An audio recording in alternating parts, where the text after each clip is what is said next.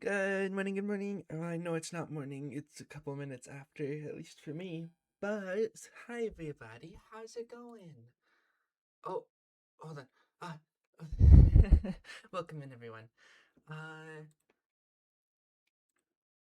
what was I gonna say? Um hold on. Uh Congratulations on getting first tech. Congratulations on getting second rain. You did get barking rights, tech. That is true. I hate that prepping for the weekend sometimes means peeling 100 pounds of potatoes. Ew, that sucks. Yeah, no, peeling potatoes is the worst. But yeah, welcome in everybody. How's it going today?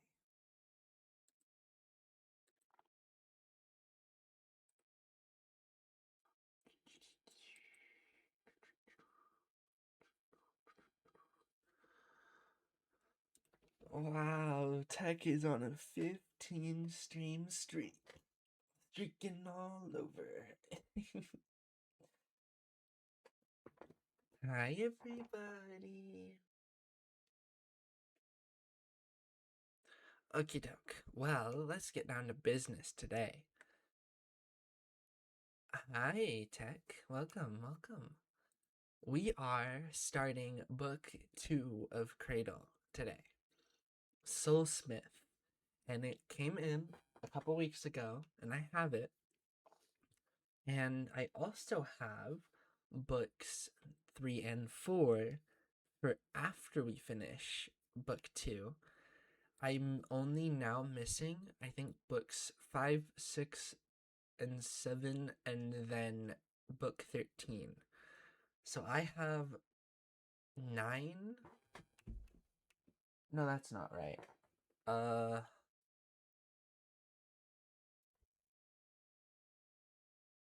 Wait, hold on. I gotta count correctly.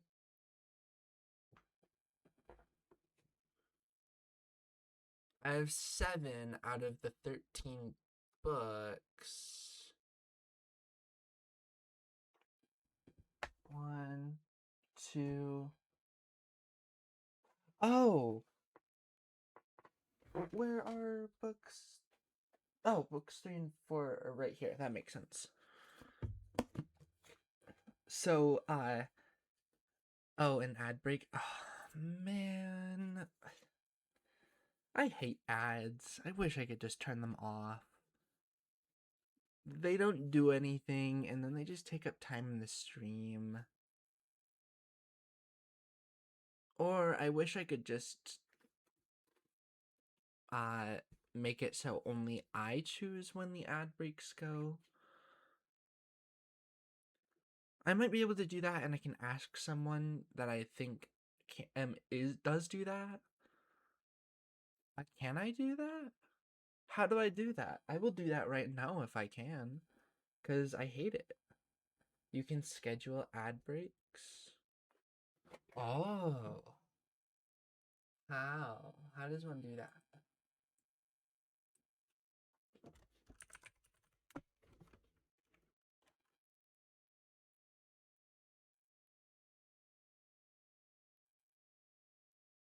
Most people I know have it set to 3-minute break every hour, since that disables pre-roll as well.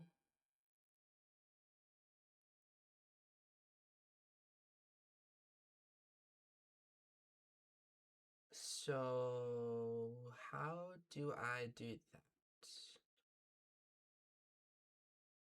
Let's go here.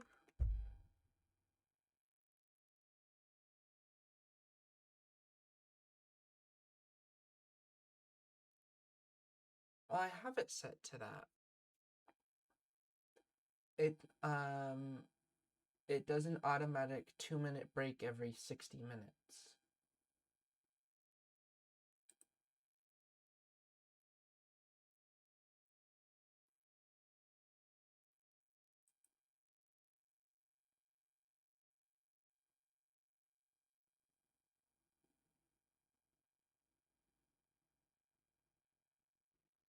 Well, I think you need 3 minutes per hour to disable pre-rolls. Oh.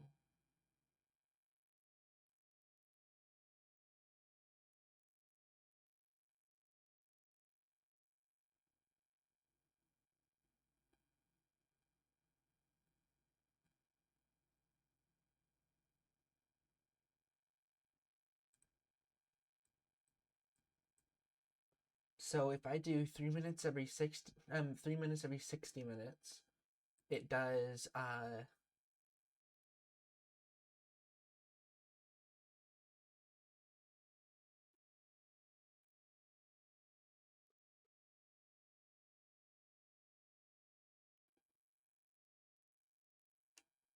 you can stack up to 3 minutes of mid rolls to disable pre rolls for 1 hour, keeping your stream pre roll ad free. Oh, I see. Okay, I get it. That makes sense. And there is a setting you have to check to disable pre rolls once you meet those requirements, if I remember correctly. Yeah, I see that. I got it. So every 60 minutes, there will be a 3-minute ad.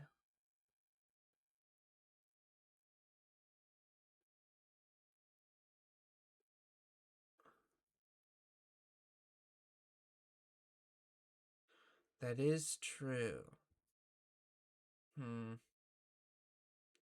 I wonder if it'll fix now that I did that. We'll see. I hope it fixes now. But yeah. So, if you give me a quick second to put these books up with the rest, I am adding books 3 and 4 to my collection of the Cradle books. Real quick though, I will point out that Soulsmith, the second book, is roughly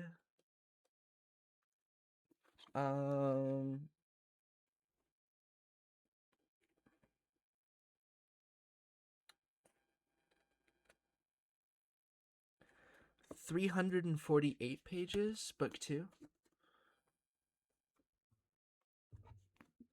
And then book 3 has 469 pages. So book 3 is considerably longer than book 2. And if we continue our one book reading stream a week sequence or consistency, book 2 should take us a little bit shorter, I think, that a tiny bit shorter than the first book. So probably 6 streams. And then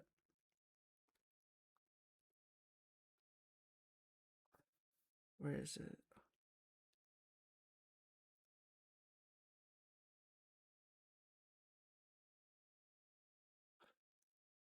It should be the same amount of streams as the first one, but the third book, Black Flame, is going to be likely 2, maybe 3 streams longer. So we'll see. But yeah, I'm excited. I already have books 3 and I'm prepared for quite a while, which means I don't have to worry about getting books 5 through 7 and then wait.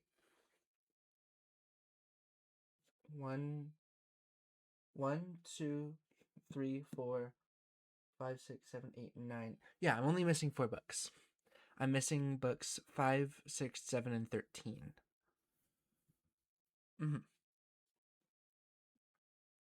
But yeah, so I'm prepared for a while. I've got at least, I think, the next 5 months of book reading streams prepared. You got a question before we start? Yeah, what's up, Tech?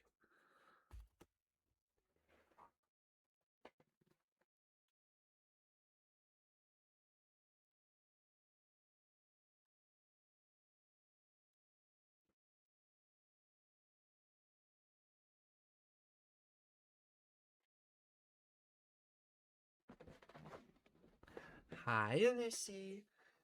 Is it one of those series where you can start anywhere, or is it one of those series that only makes sense when you read strictly in order? It is one of those series that only really makes sense when you read it strictly in order, but it like talks about stuff that happens in the previous book, and then each book going forward if it talks about something that was meant that happened in a previous book, it kind of gives another short explanation on what happened to make that happen, or it kind of like re-explains what it is. So I'm seeing where you're going with it because you weren't here. It sort of recaps, yeah. So you weren't here for the first few chapters, I think, um of Unsold. So you kind of don't know what's going on. Um, I really need to do the stream where I redo book chapters 1 through 3. I haven't been able to catch up with anything. Yeah, that's because chapters 1 through 3 don't exist right now. But this Sunday, nope, Saturday, Saturday, I'm going to do chapters 1 through 3 again, and then nope, maybe not. Maybe I'm not gonna do that because I think I have to do. I'm bleaching my hair on Saturday, so I might not stream at all. And at this point, it'd take days to catch up. Hold on, let me grab Unsold real fast.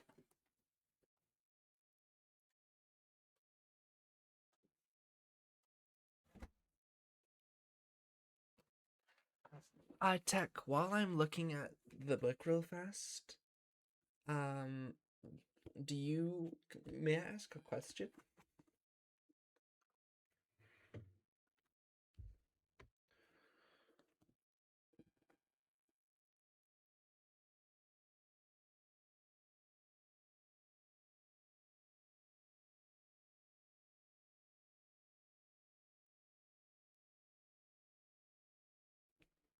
You may ask, but I may not know the answer. Okay. Well, I hope you know the answer to this question. What do you do for work? If you work. If not, that's understandable. Because depending on what you do for work, like where I work, I can listen to audiobooks, unemployed for now, understandable. Where I work, I can listen to audiobooks or music while I'm working. I can only use one earbud, but I can do that while I'm working. So it kind of makes it easier for me to listen to stuff. So what I was gonna see if you worked in a kind of same situation, you'd be able to listen to it while doing other things. So I'm almost thinking that uh, if you are doing something else, you could possibly listen to it in the background. It's definitely something you want to be paying attention to, but like you don't have to pay only attention to that. You can still do other stuff while doing it. You just have to make sure you're not like zoning it out, if that makes sense. And also with a recording back on the VODs channel, you can. Thing is, I'm no native speaker. Just I sometimes struggle with processing background dialogue in English.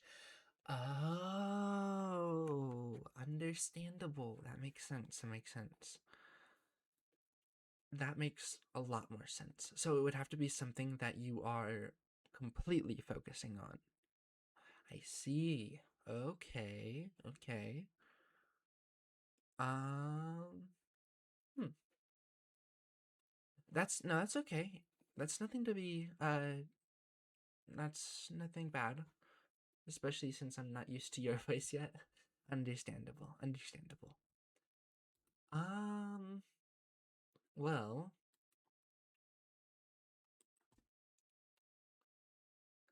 it would take I think the series has French audiobooks. Oh, that's right. It might actually. So if you can, you could get the first audiobook in French and then listen to that, and then it would make things a lot simpler. Because you could definitely get through the first book in a week. 100% you can get through the first book in a week. if you do it. Um,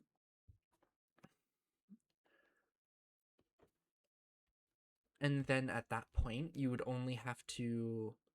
You wouldn't even have to skip this one, or if you did skip listening in on this one, you could come back to the VOD, and then the VOD is only a few hours, or if that doesn't help, it would be you might be able to get the second audiobook, and I don't know.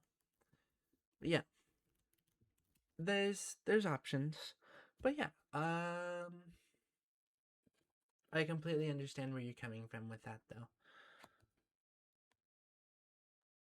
Um Wait, where did this start? Oh, this is the series. Yeah, that makes sense. I'm not a native speaker too. I used to read books in my native tongue first, then reread it in English. Oh, that's cool. That's really cool. Um I am a native English speaker, so I've been around it my whole life. It makes sense though. But yeah, okie doke. Well, yes, soon.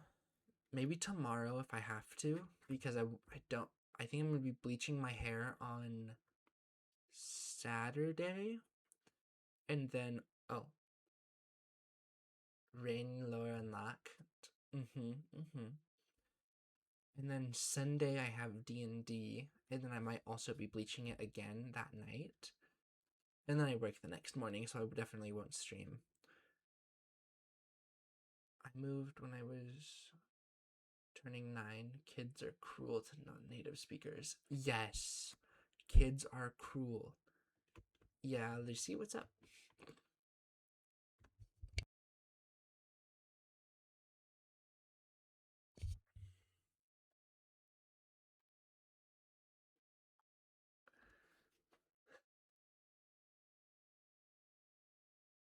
Lucy, can I make a compromise to you to bark for you later? Because my mom is in a meeting in her office right above me, and I am not barking right now. Definitely not.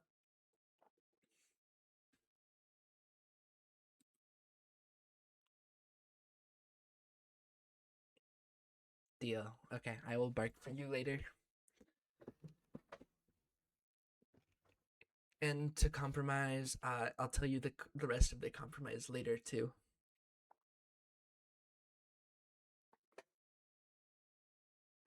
Someone will have to clip that for Lucy.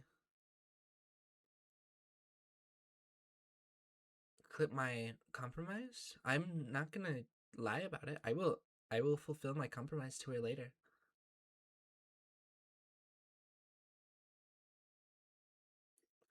Later as in oh, you meant the bark. Um I honestly meant I would do it after stream for her. Oh, congratulations on third Jade. Thank you for the lurk. I hope you enjoy CNA. And I hope you enjoy the beginning of book 2 of Cradle.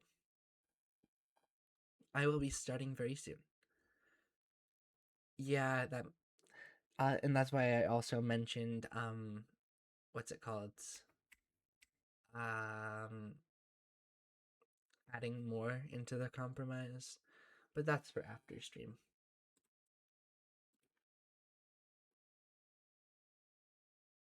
Lucy's trying to intimidate me in DMs, and it's working a little bit.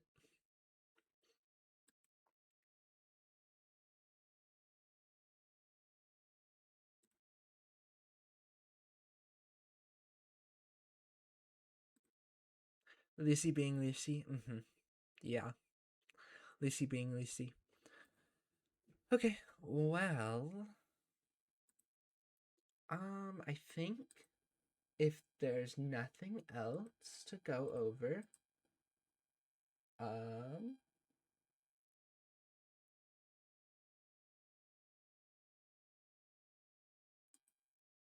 I might be starting the book. I want to comment, Actually, no, I'll just do this.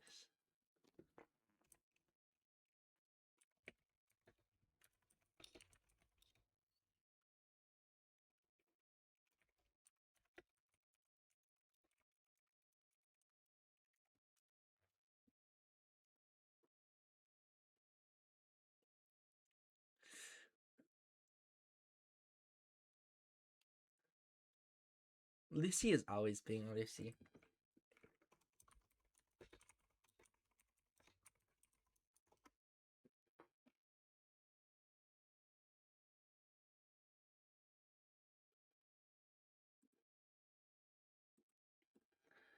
Okay, well.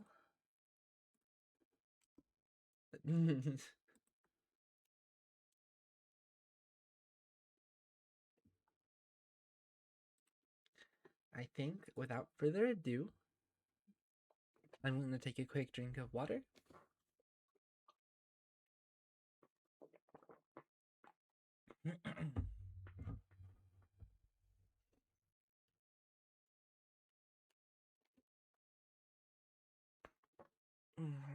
My neck needs to pop. Come on. No, I'm not going to get it right now. That's okay. Finger pops. Oh, I need to put unsold back. Oh, please.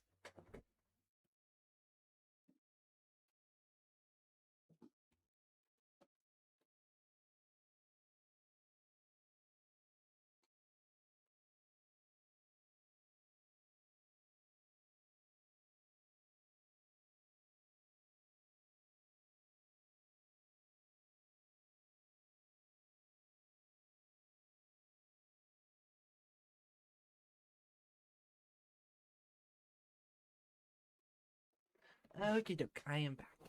Look, I'm gonna go eat. See you later. Okay, have good food, Tech. I hope you enjoy, and thank you for the link. I'm going to start reading here in. Excuse me, just a sec.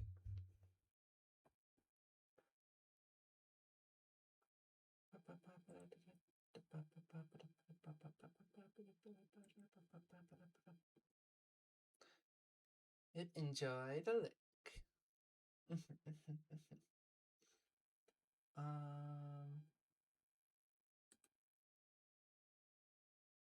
Yeah. Okay. So, we are beginning Cradle's Soulsmith, second book in the Cradle series.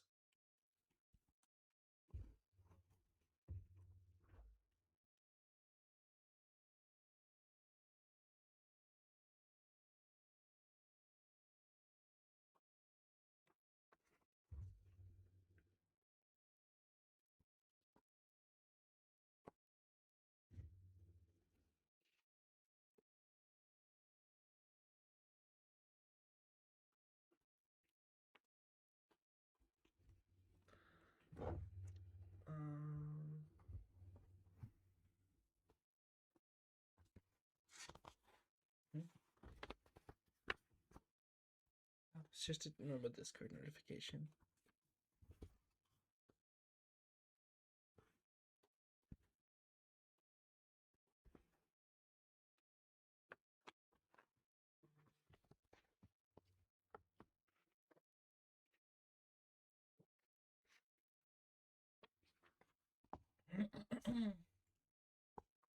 All right. Prologue. Information requested. Disciple training on the path of the endless sword. Beginning report. When you're alone, first look for a weapon. The master leaves his disciple with these words. The disciple kneels in the winter snow, shivering as the snow presses through her knees. Finding a weapon isn't her problem. 13 swords are thrust into the snow around her. Cold blades turn so that the razor edges touch her skin. With every shiver, she opens another cut. Her thighs, knees, and upper arms are sheathed in freezing blood. Oh, I dropped my book. Oopsies. At the edge of pain, exhaustion, and isolation, each of her thoughts becomes slippery, but she knows, clear and distinct as the ring of a bell, that her master has abandoned her here. It's his favorite training technique, leaving her alone where no one can save her, and forcing her to rely on her own knowledge to escape. It teaches her reliance, he says. A path is only one person wide.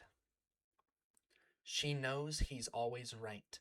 She's only iron, not quite 10 years old, and she can't question him. But every time he walks away, he leaves her with the fear that this will be the last time. This will be the time he doesn't come back. She is surrounded by sword aura, silver and sharp in her spiritual vision, and she drinks it into cycle to refine it until it becomes a part of her spirit. Her madra. She has done this constantly since he first left her kneeling in the snow, but it hasn't helped. She knows no technique she can use from this position, has no blade of her own through which she can channel the madra. She tries to push her power out through her skin, but the swords only shake and open up new lines of blood.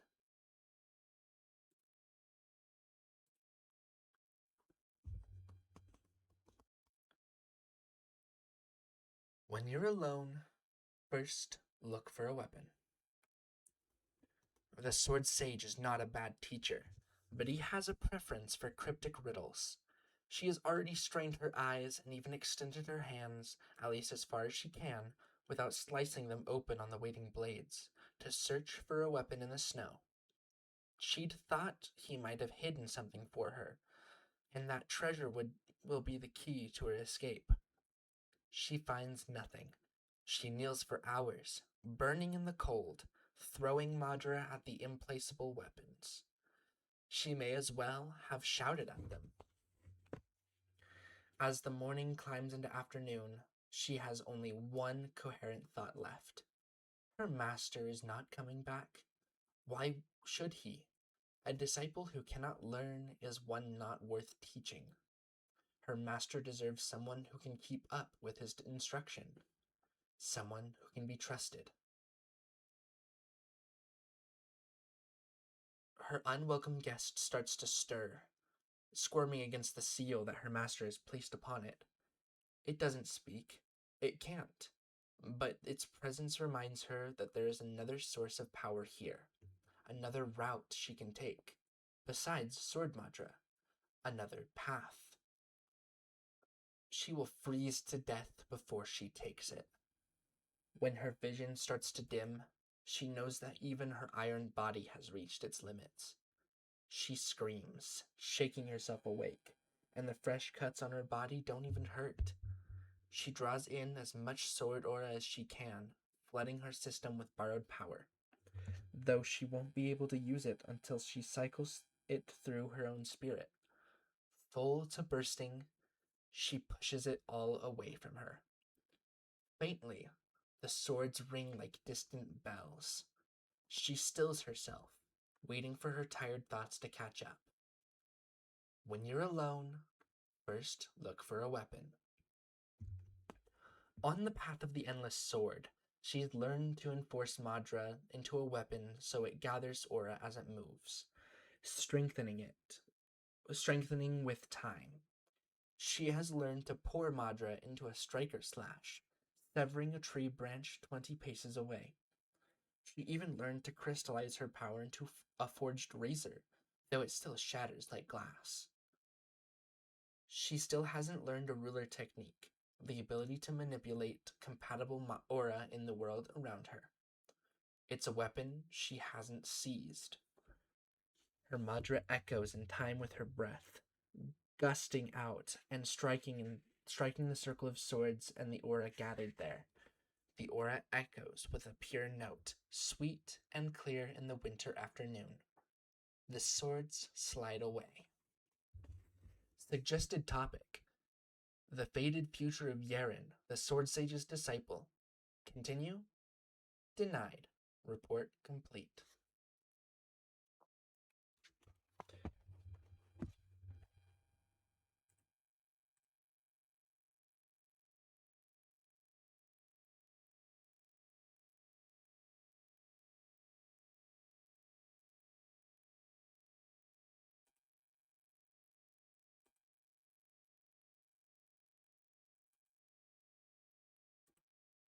Does it? Also, thank you for the 30 stream streak, Jade. I really appreciate it. Does anyone know how to activate streamer mode on?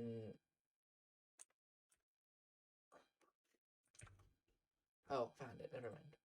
We're good. Enable streamer mode. I was getting Discord notifications like crazy. It was starting to make me go. It was starting to make me go crazy.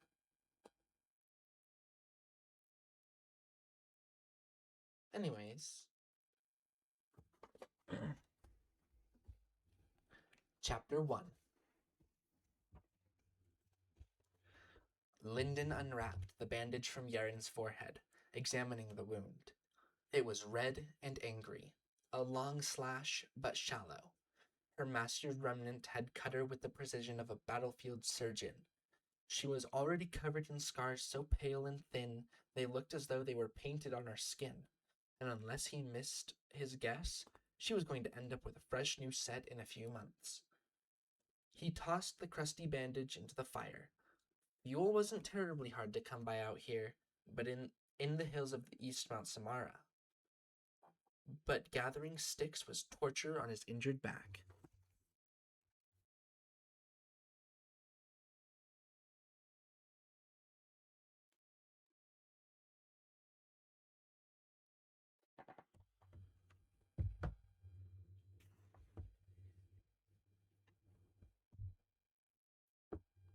Sorry, he wouldn't give up any tinder, and burning their old bandages had the added benefit of removing blood scent from their trail. He doubted anyone would leave Sacred Valley to track them, but no one ever died from being too careful. Yaren sat quietly, watching the fire as Lyndon dug into his pack at his feet. He liked to carry anything he even might need, so his pack bulged at the seams. Seated on a fallen tree as he was, the pack stood higher than his knees. But he'd been glad he had it over the past 5 days. He pulled out another roll of clean gauze from a pocket, quickly tying it around Yaren's head. That cut on Yaren's forehead wasn't her worst, so by the time he had finished, she was wrapped like a fish packaged for market. And he wasn't much better.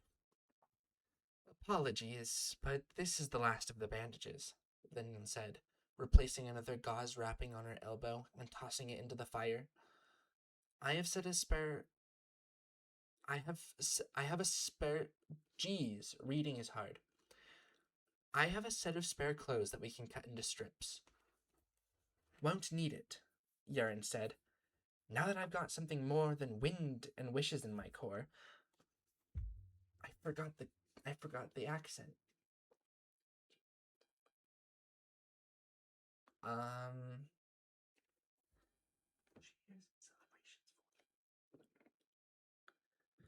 I'll cycle for a few more days and be all polished up. She rapped her knuckles on the back of her forearm with the air of someone knocking on wood, though it made the usual sound of flesh on flesh. Iron Body comes with all sorts of treats, depending on what sort you have. Copper's even easier. We'll break you through to copper tonight, and that'll perk you up quick. Nothing does good for the flesh and blood like advancing a realm. Lyndon paused with the last strip of gauze in his hand. Tonight? She turned to flash him a quick smile. Unless you'd choose to wait. As she turned, he had to dodge to avoid taking a thin steel arm to the face.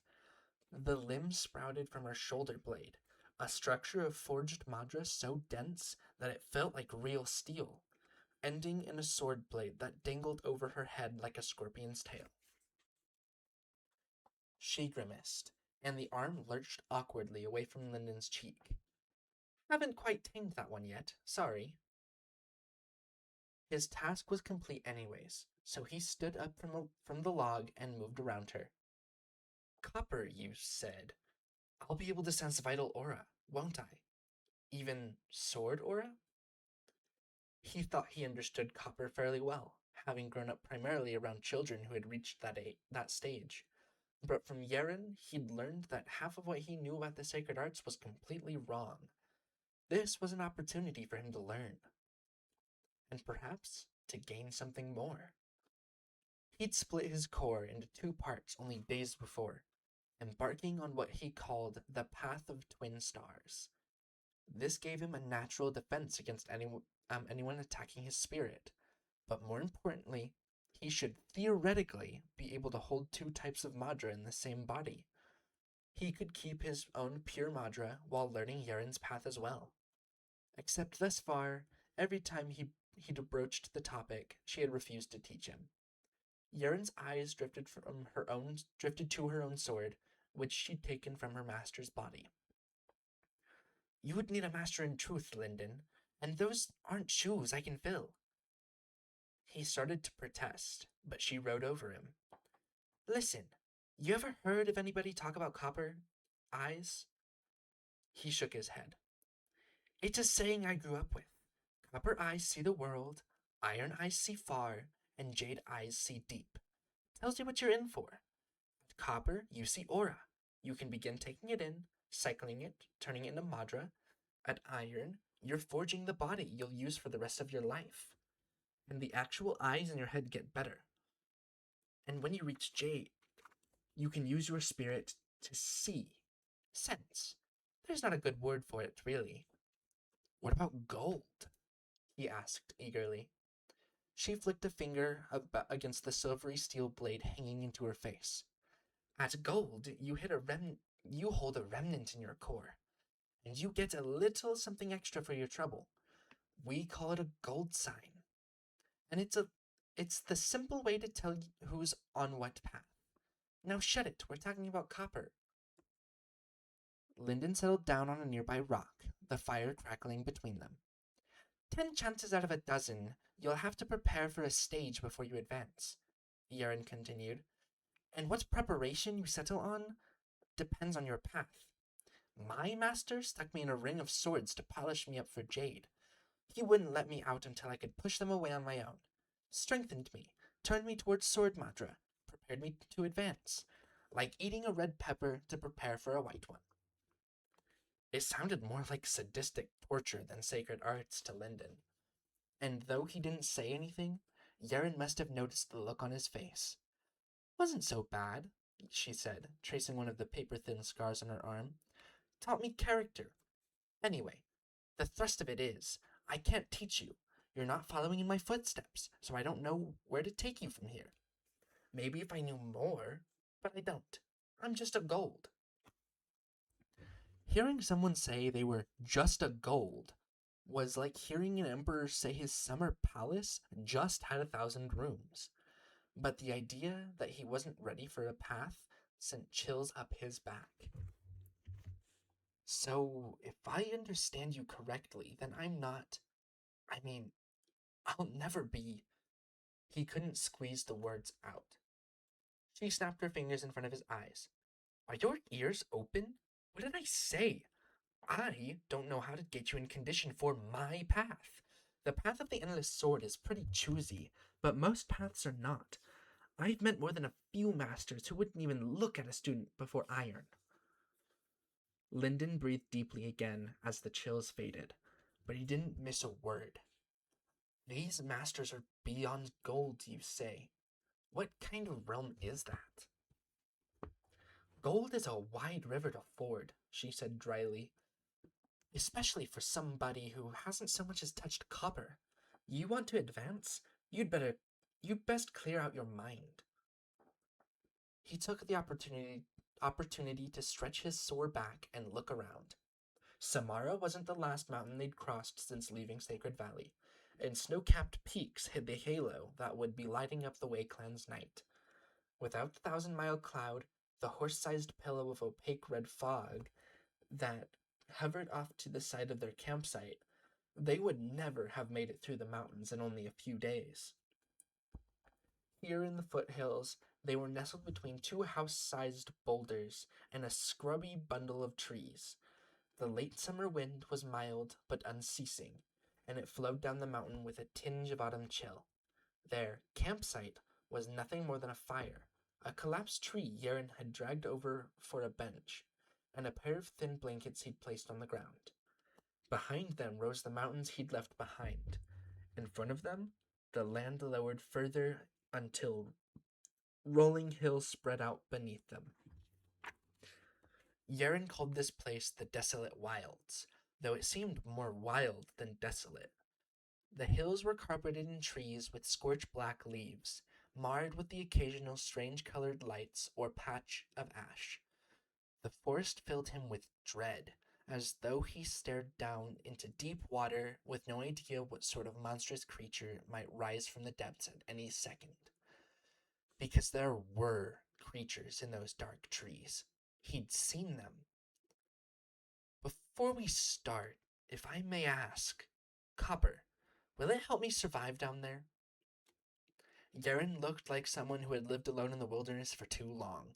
She was thin and wiry, without an ounce of fat, and her traditional black sacred artist robes had faded and tattered. Her hair was black as her robe and cut absolutely straight, which she suspected she did with her sword. She was a survivor. She had been even before her master was murdered, and she looked the part. She knew what it took to make it out of a deadly wilderness alive, while he'd slept on a cloud-soft mattress since he was a child. She shrugged one shoulder. Going down there without Copper is like going in with a hood over your eyes. You'd lose your head without a glimpse of what buried you. Going in with Copper? Well, at least you'll see what's eating you. He knelt opposite her, so that their knees were almost touching. With both their backs straight, he was head and shoulders taller than she was. He slouched a little, almost on instinct. In his clan, an unsouled who loomed over his betters would be asking for a beating. Yaren didn't seem to notice or care. She continued. Iron is better by miles. Your sacred arts will still be rotten, but you won't die to a stray breeze. Presuming we can find a few things tomorrow, like a covered place to sleep. We'll stay here until you hit iron. We'll want to make you hit perfect iron, so we can lag until the end of winter. Come spring, we can move down into the trees. Lyndon's breath came a little too fast, and his stomach churned with sickening hope. He had lived almost 16 years yearning for Copper, and now she was saying he could reach iron in just a few more months. It was like hearing her promise that, with a little more effort, he could sprout wings and fly around the sky like a bird. His own parents were only iron, and they'd been famous in the Wei clan when they were only a little older than him. Come spring, if he returned to Sacred Valley, how would they see him then? Memory returned of a vision he'd once seen, a colossal shadow wading through the mountains like a child wading through a creek, devastating the entire valley. Is that the soonest we can leave? He asked, and she looked at him as though he'd proposed setting themselves on fire. So you can rush to iron, but you surely don't want to. Ruins your chances of reaching low gold.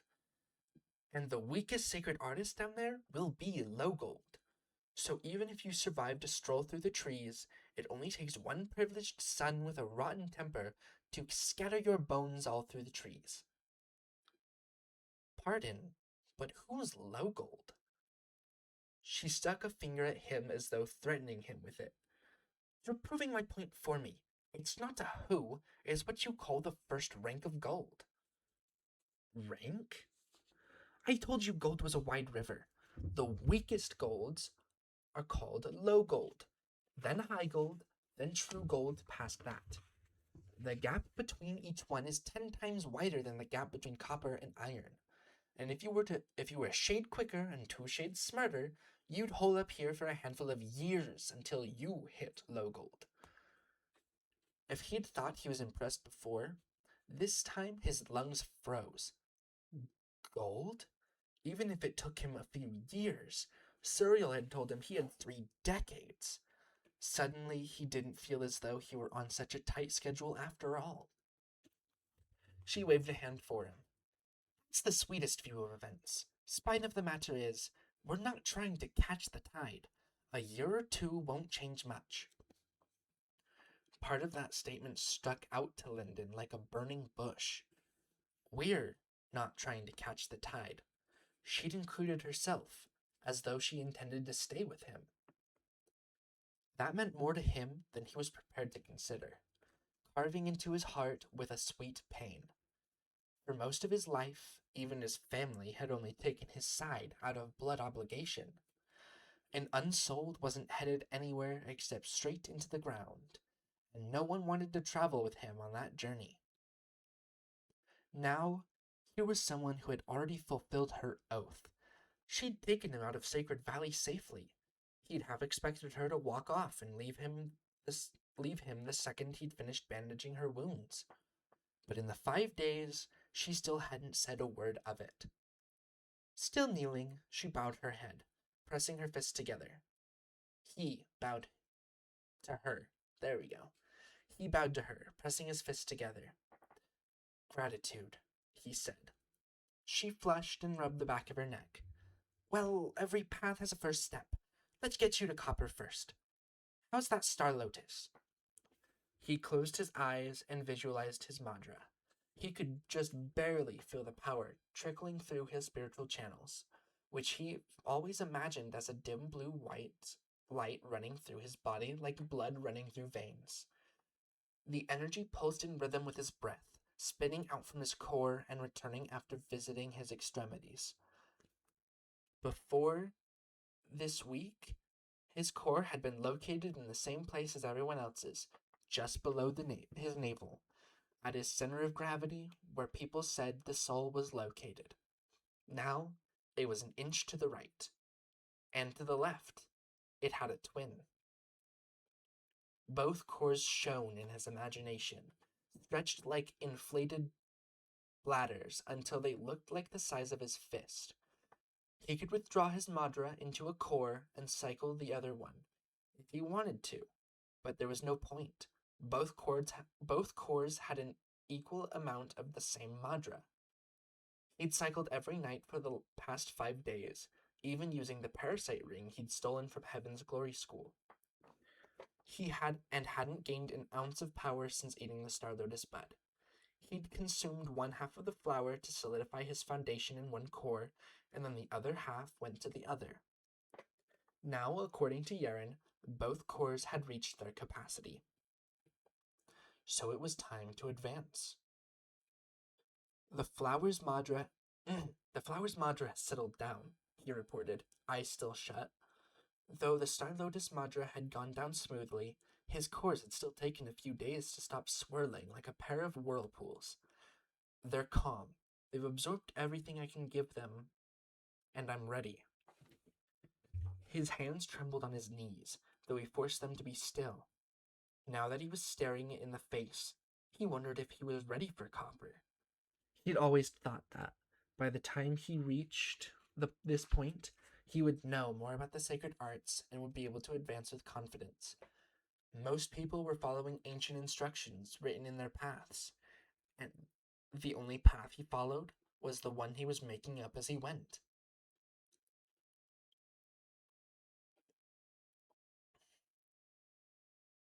But those doubts were nothing next to the bone-deep hunger that gnawed at him.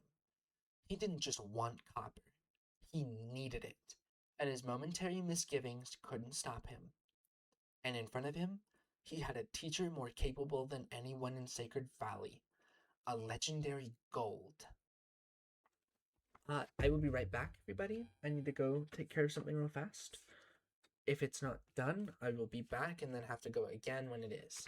But I will be right back.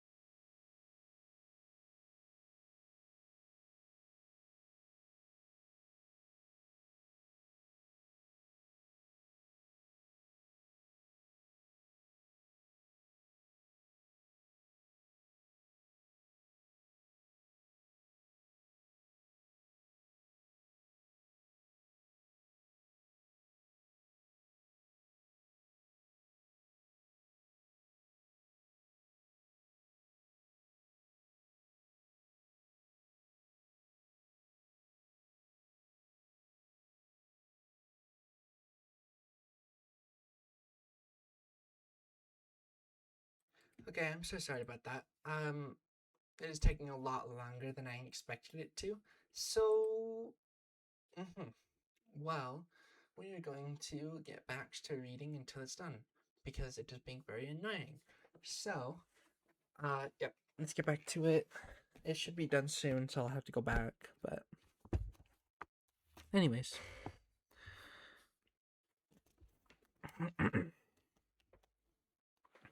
He exhaled carefully, inhaling again in accordance with his foundation breathing technique. I'm ready, he repeated. What do I do now? Well, you somewhat squeeze it down, like you're wringing water out of your clothes. Then you keep going until you're done. He cracked one eye. How do I do that? She spread her hands. You somewhat, she made a fist. Squeeze it. He closed his eyes again and pictured one core being squeezed, as though in the grip of an imaginary hand. Nothing happened.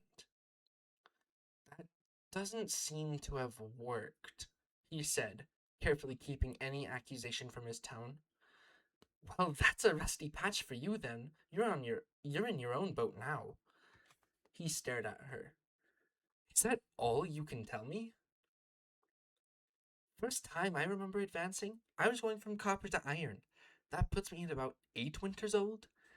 If I put this together when I was no bigger than a teacup, you ought to have it easy. She scowled at him. And don't give me that look. And don't give me that look like you're trying to stab me with your eyeballs. It's not on my account that I never walked somebody through advancing to copper before. Forgiveness, I was only concentrating. That wasn't entirely true. She was supposed to be the expert. If he knew how to advance, he'd have done it already. Once again, he closed his eyes and pictured both his cores. Madra looped out of one like web from a spider, and he withdrew it, and he withdrew it all, drawing his power back into his core. Even with energy as faint as his, he felt it when it was gone. His limbs weakened, his aches intensified, and the cool wind gained just a little more of an edge. He focused on his core, tightening his awareness on it, and exhaled. Breathing circulated Madra, and when he had finally pushed all the air out of his lungs, his spirit stilled. He focused on that one core, shutting out physical sensations, squeezing with all the pressure of his will. Nothing changed. He took another breath, and both cores spun lazily once more. This time, he let a little power slide from the core on the right, but instead of taking it into his Madra channels, he held it around the core like a layer of a cloud. It was a simple hunch. He could control the Madra freely as long as it was outside the core, so he used that Madra like a fist to clench down on the core itself. Lyndon felt the result as a pressure more than pain, as though his heart were gripped in a vice. His first panicked reaction was to give up, take a deep breath, and try again. But if he breathed in, the Madra would cycle, and he'd have to start over. So ignoring the warning pressure, he squeezed harder. A spike of pain shot through the right side of his stomach, leading to a tingling, freezing cold that danced over his skin. But now, when he visualized both cores, the one on the right seemed a little smaller and a little brighter. He took that breath now, letting the Madra cycle through his body and calm his nerves. Then he clenched down again. The pain was sharper now, the spasm longer, the cold on his skin lingering. Wind pressed even sharper against him thanks to his sweat, which flooded out as though he'd sprung a leak. Yeah, you've got a hold of it now, Yeren said, her excitement close to his ear. He almost lost his concentration. Keep a hold of it. I knew a man who stopped midway, and his organs. She cut off in a rustle of cloth and a whispering rasp that said she'd stood up and drawn her weapon. Lyndon's eyes almost opened before he forced them shut again. The core he'd compressed was fluctuating now, beating in an irregular rhythm, and it took all his concentration to wrap another layer of Madra around it. He could feel that she was right, though she'd cut off right before the important part. He'd tried not to listen to her footsteps as she padded around him, facing some danger. If he left his core alone, it would go wild in his body. In the worst case, it could tear him apart from the inside. He flexed his mantra again, and the core reduced in size by another layer. He shivered as icy needles pricked him all over. This time, even in the depths of his ears, under his fingernails, in the back of his eyes. He shuddered, but forced his breathing to stay steady. Though he had never followed a path, he'd practiced his cycling technique for years. His mantra didn't slip. After the pain in his ears, he heard nothing but a high-pitched whine, though he felt the impact in the ground as something landed next to him.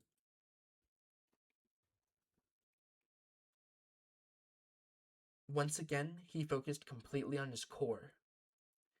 If it had been the size of his fist before, now it was only as big as Suriel's marble, and brighter. The larger core seemed hazier by comparison, less substantial, as though it were half a dream. The copper core was brighter, more vivid. He hardly had to work at all to visualize it, floating inside him like a star. Once he'd wrapped it more thoroughly in a tight fist of Madra, he squeezed one final time. Yaren's voice came to him then, though she sounded so distant that he couldn't make out her words. And he couldn't be bothered to spare the attention anyway. His whole body stung and tingled, more painfully than before, until each of his muscles twitched. His core was resisting this time, like a nut unwilling to crack, and he had to bend all of his will and all his Madra to push. His core snapped down like a tiny pinprick of light, and he shuddered violently. An icy hand slapped the back of his skull, and he passed out. He woke only an instant later, or so it seemed to him. The fire flickered with a sullen red light, just as it had the last time he'd seen it, and its heat lay on him like an oppressive blanket. He began to move away, only to come to two startling discoveries. First, as he lay sprawled out on the ground, his injuries should have been torturing him. He'd spent the last 4 nights snatching only the occasional handful of sleep because of the pain in his back, his ribs, his limbs. All that was gone, replaced with an unsteady weakness, as though he'd slipped into someone else's body. Despite the occasional cold tingle across his skin, just like the ones he'd sensed while advancing, he felt whole. Second, there was something wrong with the fire. Spectral red lights drifted around the blaze in an orbit, like flames that had left their candles behind, growing in number at the center of the heat. He had to focus strangely to see the phantom campfire. It felt more like watching his core than something physical, as though he saw with his spirit instead of with his eyes. Pardon. Even when he moved his gaze away, the world was awash in color. The ground beneath him ran with veins of bright yellow as far down as he could see, each wriggling slowly like lightning trapped in jelly. He was seeing through the ground itself somehow, which gave him a dizzying impression like he was trapped on the outer membranes of an endless ocean, and he could fall through at any second. The logs in the fire sprouted phantom limbs of green that slowly blackened as they burned, and a furious red current ran beneath his own skin, as though his blood had started to glow. He tried to sit up, but instead he curled like he pulled the wrong string on a puppet. After a few awkward attempts, he finally flopped one arm underneath him and pushed up, muscles trembling. He had to fight his way up to a seated position. He felt as though he'd wrung out each of his muscles like dish rags.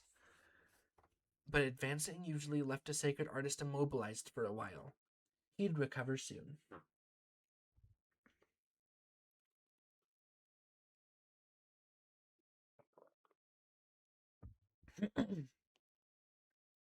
Above all, the weakness was proof that he'd made it.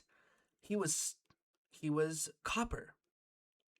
By all reason, copper should be the first unremarkable step on anyone's journey.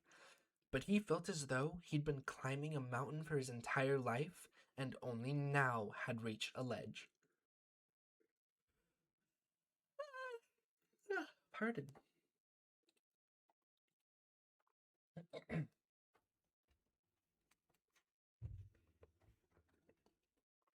The thought of copper sparked memory, and he snapped his head back up, sparkling with excitement.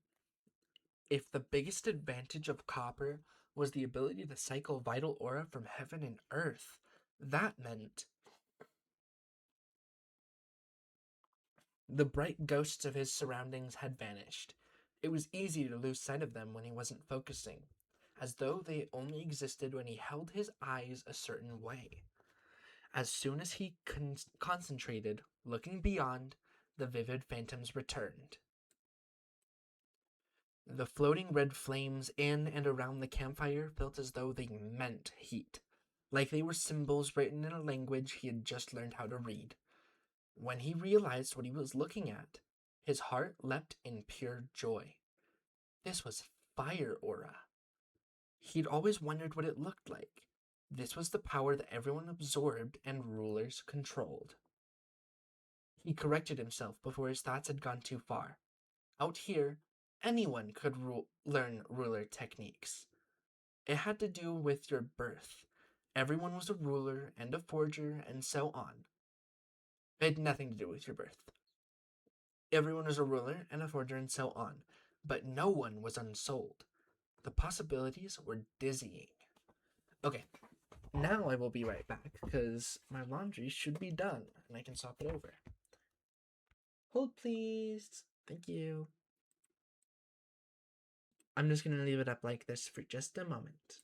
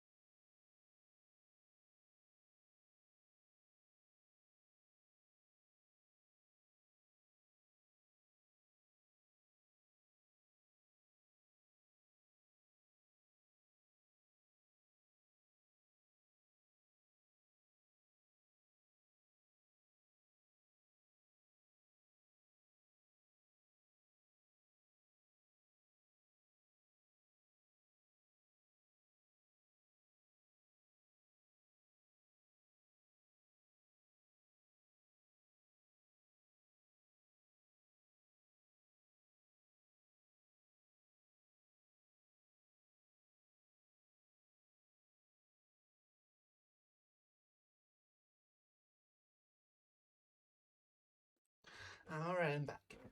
It was really quick to do.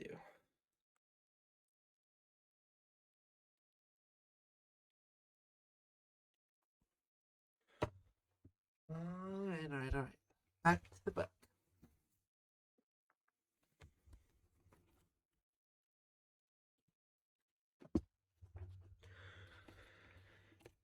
He still didn't understand some basic mysteries. His family harvested light aura, not fire, but he didn't know how to spot the two, much less tell them apart. But the fact remained that he could see the aura all around him. With training, he could draw the power into his own madra, changing its nature and adding to its power. The key to true strength lay all around him. He was awash in an infinite ocean of treasure. He clawed for his pack, ready to write down his impressions before he forgot them.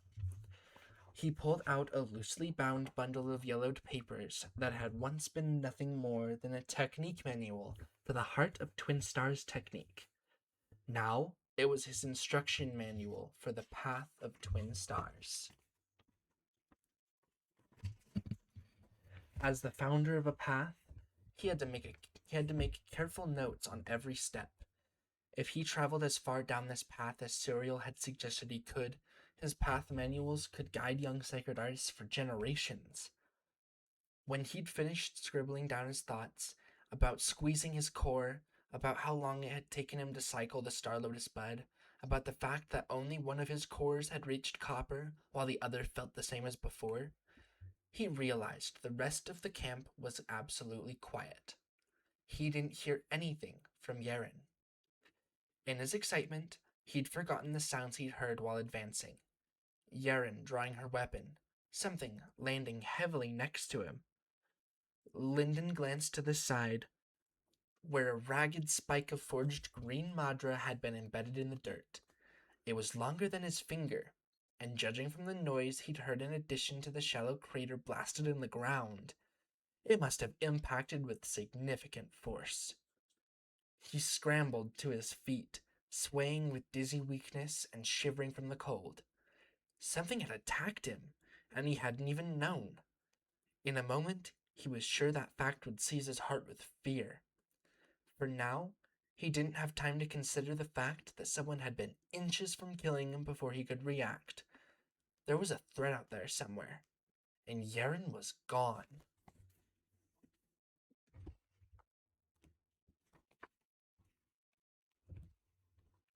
Chapter 2. Yaren's unwelcome guest shifted around her waist, where she'd wrapped it as a belt and tied it into a great ribbon of a knot, just as her master had shown her. The remnant hissed, flickering with blood madra until its sullen red glow threatened to give her away. It was responding to her anger, which had burned out of her control. She went into most fights cold. Battle required focus, as her master had hammered into her. And she rarely had a problem with that.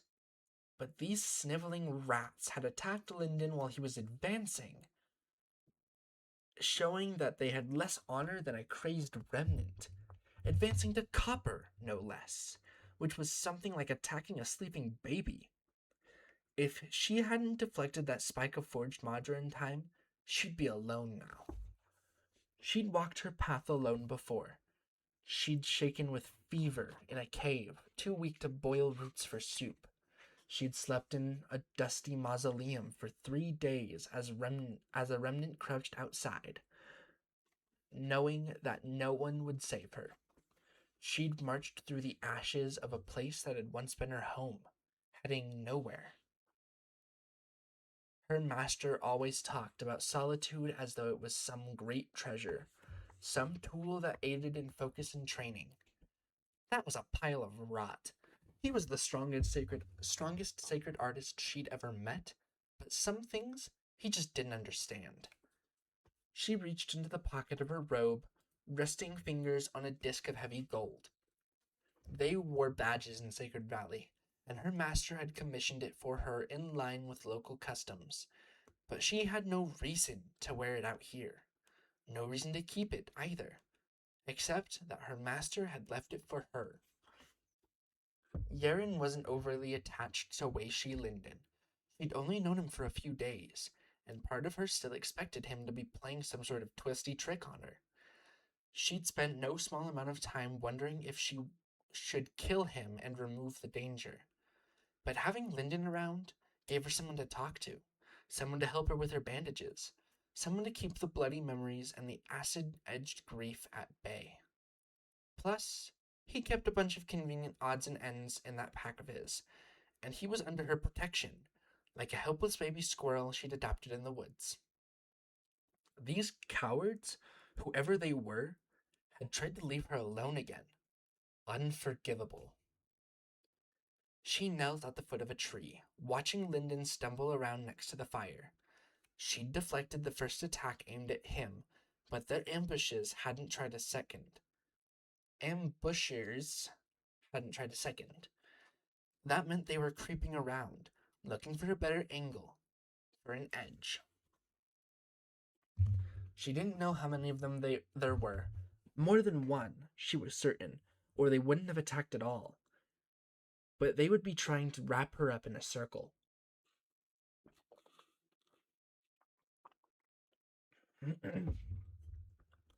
So one of them would be walking around the wall-sized boulders that functioned as a windbreak for Yaren's camp. She gave them a slow count of 100, giving them plenty of time to move. The whole time, she kept her breath measured and her madra in a ready grip. If they launched another attack at Linden, she'd deflect it with sword resonance. But no attack came. At the count of 99, she felt something in her spirit. A brief whisper of corrosive, oily presence right where she'd expected it, behind the largest boulder. Madra flooded her legs as she kicked off, reaching the boulder in a blink. Her master's sword, a straight-edged plane of forged white madra, hummed eagerly in her grip. Her guest hissed and twisted around her waist, sensing blood. The woman behind the boulder looked even worse than Yaren had after weeks in the wilderness. She was only a few hungry days away from being a skeleton. Her dark hair muddy and matted, a leather necklace of teeth hung down over her dirty hide clothes that looked a size too big for her, like she'd dressed herself by robbing corpses. Her eyes widened as she saw Yaren, and she brought a short bow up and pulled the string. As the woman's arm straightened, she revealed a monster of green light clinging to her arm, some cross between a snake and a centipede. A tiny remnant parasite sunk into the woman's limb, a gold sign. So she was a low gold, just like Yaren. No more easy battles, now that she'd left Sacred Valley behind. A forged green arrow materialized on the string, even as the woman pulled it back. Hi, Santi. Welcome in. How's it going? No, there's no reason to be sorry. I know you're probably in school right now. We have already started, not Unsold, Soulsmith. We're just beginning chapter 2. Mm-hmm.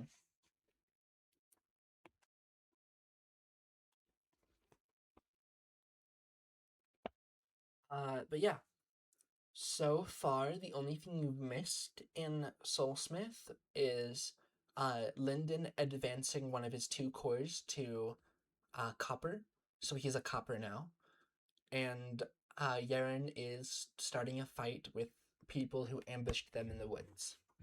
That's pretty much all that's happening.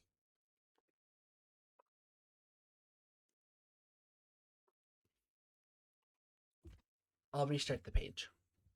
A forged green arrow materialized on the string even as the woman pulled it back, but the battle was over as soon as Yaren had drawn her sword. Sword aura gathered around basically anything with an edge, so in her spiritual sight, Yaren's blade shone with a silver halo. She cycled Madra according to the flowing sword technique, enforcing the weapon like it was part of her own body. A low hum, so deep that it felt rather than heard, passed through the metal. Vital aura responded to the resonance, clustering around the weapon, so the silver glow grew brighter and brighter. The blade of Yaren's master passed through bow and woman both, its madra infinitely sharp and cold, like a blade chipped from a glacier. The dirty woman's jaw dropped to her chest as she saw her bow break, and she had a second to look up like a startled rabbit. Then she recognized the pool of blood seeping from her stomach, and one hand reached up in disbelief. Yaren snatched the green arrow from the air as it fell from the broken bow, jamming it into the woman's arm as she ran past. She'd bet her soul against a rat's tail that the woman used venomous madra, Those paths always had ways to resist their own poison, but added to the blood loss and stomach wound, she'd die, but not so soon that Yaren had to deal with her remnant. She released the flowing sword technique, and the silver glow of the sword aura dimmed. While the woman shrieked like a dying horse, Yaren passed like a flitting shadow from boulder to trees. The scream should beat her allies out of the bush, maybe make them stutter for a second. Another fur-wrapped shadow unfolded from the underbrush, driving an awl straight at Yaren's chest. Before her eyes caught up, her spirit had already flared a warning, and she took the impact on the flat of her sword. An awl was nothing better than a heavy nail set into a grip. It was meant to be driven with the full force of an enforcement specialist to pierce armor, and, she'd suspect, to pump her full of poison. Yaren was a skilled enforcer, but this man had all the leverage and a better position. He'd struck a solid blow while she was running, turning momentum against her. It was a good hit. But she had the better weapon. Her white blade took the impact without a scratch, but the force pushed her back like the kick of an ox. She cycled her Madra to her limbs, twisting in midair and landing on her feet. For the first time, she got a clear look at the enemy. He'd done his best impression of a ragged bear, with his oily hair and beard, his hooded fur coat, and the musky stench that she smelled from 10 feet away. Not a master of stealth, this one. He held the awl in one hand, and in the other carried an axe that seemed to be half steel and half forged Madra. Its edge gleamed with a venomous green, just like the other woman's arrow. And veins of the same green penetrated the weapon's metal like a tree's roots through soil.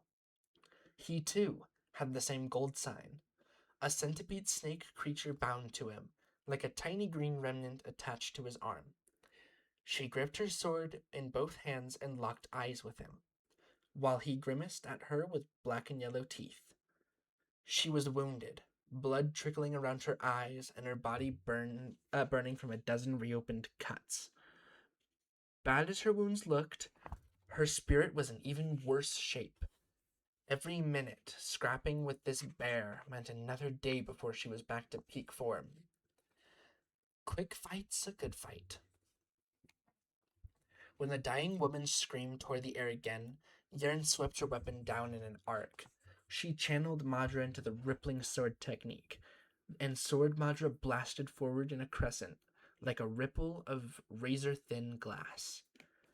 It sliced branches off a tree, but the bandit ducked easily to the side, dodging the striker move. He hurled his hatchet, approaching from behind with the awl. If she struck the hatchet down, she'd be exposed to his follow-up attack, and he was trying to keep her on the back foot, where he'd keep her until he'd stabbed or poisoned her to death. Which was all bright and shiny as plans went, but she had skills beyond her advancement level. The sword sage wasn't known for coddling his disciple. She slapped the hatchet back toward him just as he'd suspected. His eyes gleamed like a tiger spotting a fat pig as he brought the awl forward. With a mental effort she'd trained every day for years, she extended her attention to the sword aura that clung to her sword. It sheathed her blade in infinite layers, dense and powerful around her master's weapon, and she struck it with her spirit like a gong. This was the ruler technique that had given her path a name, the Endless Sword. In her spiritual sight, the aura around her sword burst into a silver storm. Everything sharp enough to cut within a dozen paces echoed the move, ringing and exploding in razor-sharp sword aura. The flying hatchet burst into dozens of unseen blades, smashing splinters of bark away from a nearby tree and cutting deep into the bandit's skin. He stumbled and faltered, his awl dipping off course, and she gathered sword Madra into the gold sign that dangled over her shoulder. The metallic sword carried her Madra like a riverbank carried water, swift and smooth. It should pass through the bandit's chest and out again like the sharpest spear. But her spirit cried a warning, and she aborted her attack to roll off to one side, whipping her blade in another rippling sword technique. The wave cut a gouge into the nearest boulder, missing the new enemy who had popped out of nowhere. This man was smaller and thinner, a starving rat rather than a scavenging bear. He gripped a wooden spear in both hands, the spearhead a serpent's fang stained with what she could only assume was venom. The man had his own spirit on his arm, and the miniature remnant snarled at her, revealing a pair of fangs in its mouth. Another low gold from the same path.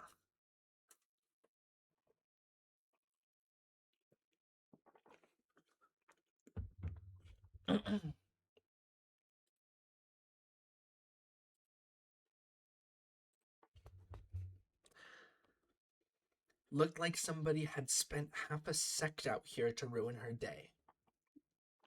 She breathed deeply, cycling to hold back her anger, but that was trying to leash a dragon with a bowstring. This vermin had even less honor than she'd thought. They had the numbers and the power, and they still looked to murder a couple of sacred artists more than 10 years their junior, in an ambush. Her surroundings sharpened as she focused her anger and her spirit to a fine point. This fight was about to get bloody and rotten.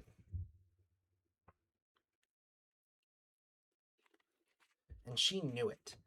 She may have been the strongest being in Sacred Valley by a long margin, but in the real world, low gold practitioners like her were more common than flies on a dead dog.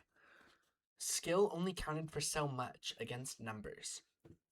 She might even die here, in the woods on the back end of nowhere, and her guest squirmed at the thought. If she did die, it would make sure that she took her enemies with her. She didn't even waste a thought on getting help from Lyndon. Putting him in a fight against these men would be pushing a spotted fawn to a couple of wolves. Only a blink after he'd shown his face, the spearman lunged at her. She ran for the bear. He was still off guard and underarmed, and letting two men catch her in a pincer attack was just begging to die. The man dropped to avoid her stab, though her sword still bit the meat of his shoulder. But it wasn't free. His huge boot caught her on the outside of her leg. She was using a basic enforcement technique to strengthen her whole body with Madra, but he hit hard enough to shake it. Pain flared in her thigh, and she stumbled off balance. If she hit the ground, she would die. With that panicked thought, she triggered Aura in her sword.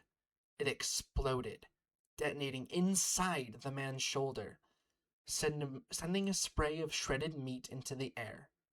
He didn't even scream, collapsing on his back and writhing, his mouth flapping open and closed as though all the air had leaked out through a hole in his shoulder.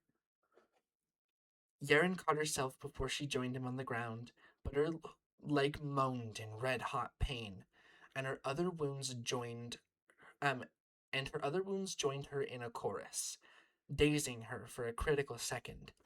She looked up to see the rat-like spearman coming at her just as blood dripped down into her eye, stinging and making her close it. One-eyed, one-legged, all but crippled, and alone. Her rage blazed hotter until she released a shout and staggered forward. A sacred artist lived and died on her feet. For the first time, one of her opponents got to use a real technique. The rat-like man grimaced and forced his spear forward. The strike was joined by half a dozen green reflections, appearing out of nowhere. It was like he was striking with 7 spears at once. And though 6 of them were made of Madra, she suspected any of them would kill her.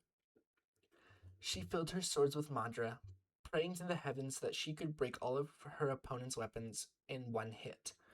If she did, she lived. If she missed, she died. Bidding that a swords artist's life would balance on a razor's edge. Then her spirit flared in a warning, and her eyes widened when she realized what it was telling her. The fawn had thrown itself to the wolves.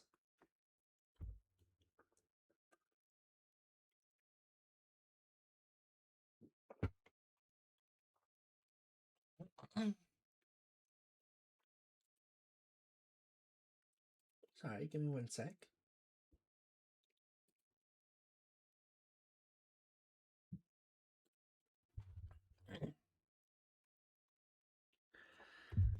With his pack on his back, Lyndon lay belly down on a 1,000-mile cloud. It sputtered and drifted, dragging him over the terrain on the pitiful trickle of Madra he could muster. His copper spirit had a noticeably greater effect, as he could move faster and farther than ever before. But he was exhausted after advancing. He'd spent most of his Madra in the last minute, drifting around the camp and planting 6 purple flags. He clutched the last one in his hand, urging the cloud toward Yaren and her opponent. The screams of the dying woman still hung in the air, but Yaren and the filthy rodent with the spear were not distracted. As Lyndon fed another drop of Madra into the cloud and lunged toward them, they struck. The spear flashed forward, 6 acid-green mirror images blinking into existence around it. Even as Yaren swept her white blade across, Lyndon tumbled off the cloud, resisting the urge to squeeze his eyes shut and desperately hoping that the impact from their attacks wouldn't kill him where he lay.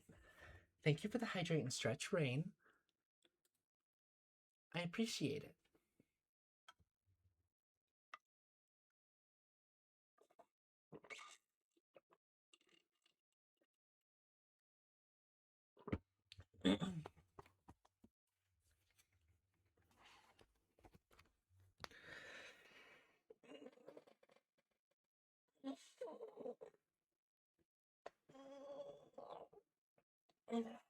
I need to take care to keep your voice. That is true. I've been making sure to drink a bit before my voice gets too scratchy. Oh, excuse me.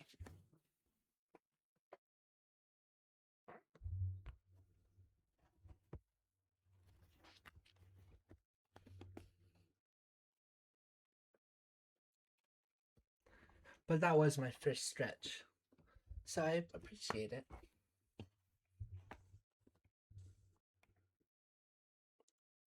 Or was I?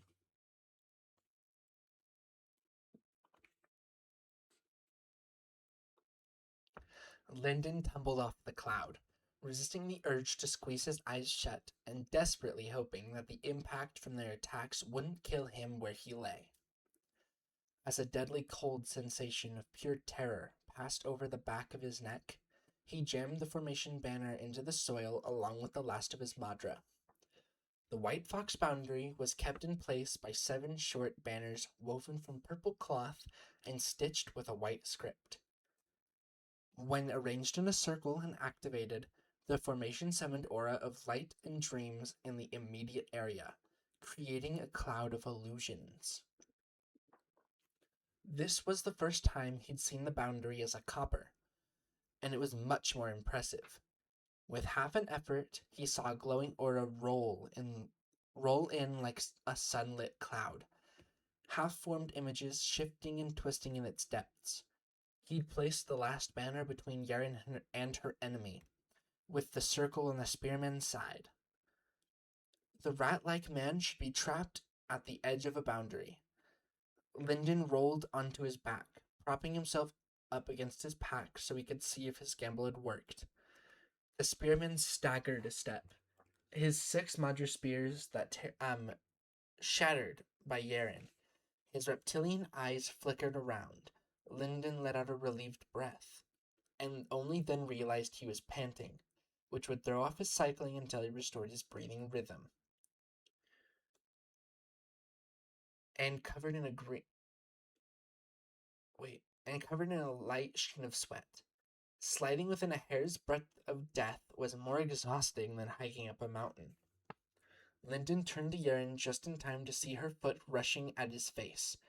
It was gentle as kicks went, instead of impacting with enough force to shatter his skull. Her foot caught him in the side of his head and hooked him, scooping him up to the side and sending him tumbling away from the 1,000-mile cloud. He rolled over every root and stone on the way, sending extra spikes of pain through him, and landed with his pack digging into his spine.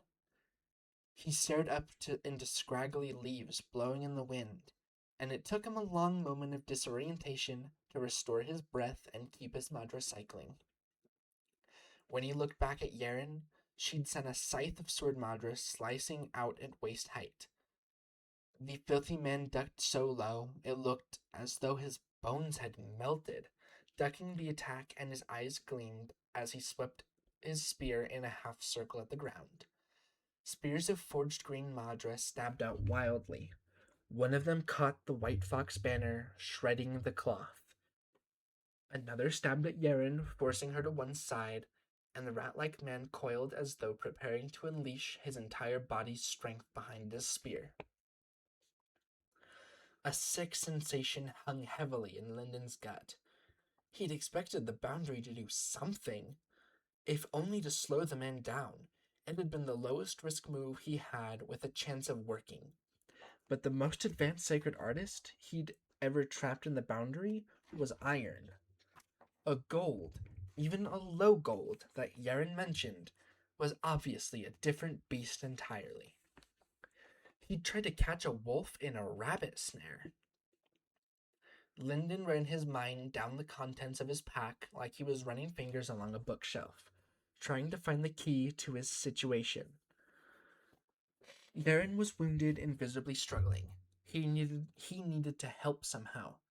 His half-silver dagger might have been more effective on a gold than on a lesser practitioner, but he'd have to get close enough to use it. He had the feeling that the man's spear would end him before he got within 10 yards. Maybe he could throw his parasite ring at the man, hoping that the half-silver content of the device would throw the man off. But at that point, he might as well be throwing rocks. Could the 1,000-mile cloud do anything? As he was thinking, Yaren leapt on her one good leg. Despite her injuries and the blood dribbling past her eye, the move still looked graceful.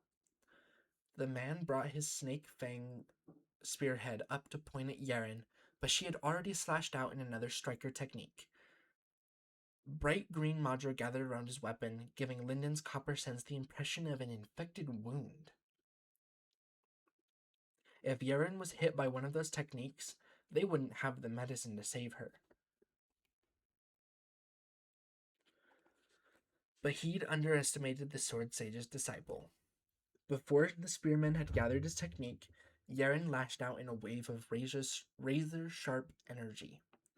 It blasted down from her blade, crashing through the green power and into the ground, which was when the silver sword arm on her back struck, sending a second, identical attack into the man's skull.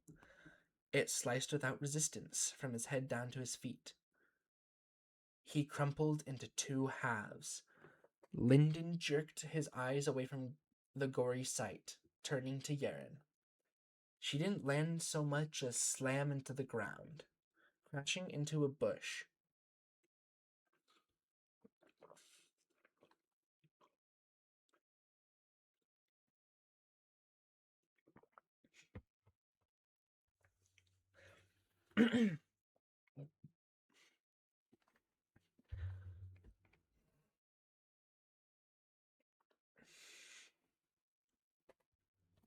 He hurried over, heart tight with concern, slipping his pack over one arm. They were out of bandages, and he could cut his spare clothes into strips. That was assuming she only had surface wounds. If she'd broken a bone, he'd have to fashion a splint, and he only had a vague idea how to do that. And if she'd taken the man's toxic madra or an internal injury, there was nothing he could do. They'd have to risk the journey back to Sacred Valley for medical care, which would only be slightly safer than letting her die on the forest floor. The thoughts flitted through his mind as he ran toward Yaren. fishing in his pack for a bundle of white outer robes and his half silver dagger. He'd found them both by the time he fell to his knees next to her, setting his tools aside to touch her with ginger hands. Her back rose and fell, so at least she lived, but her white sword was an inch away from her outstretched hand. He couldn't help noticing how frost had already begun to gather on the nearby dried leaves, which steadily crumbled into frozen pieces. He was already a few feet away from the weapon, but he edged slightly backward anyways. Her skin was clammy, but her pulse steady, and he could hear her breathing gaining the familiar rhythm of a cycling technique. She stirred, trying to sit up, and he grabbed her shoulder to either help her or keep her from moving too much. He wasn't sure which. Where's the worst of it? He asked, having decided that was the most pertinent question. If he could bandage the most severe injury, he could at least slow the rate at which she bled to death.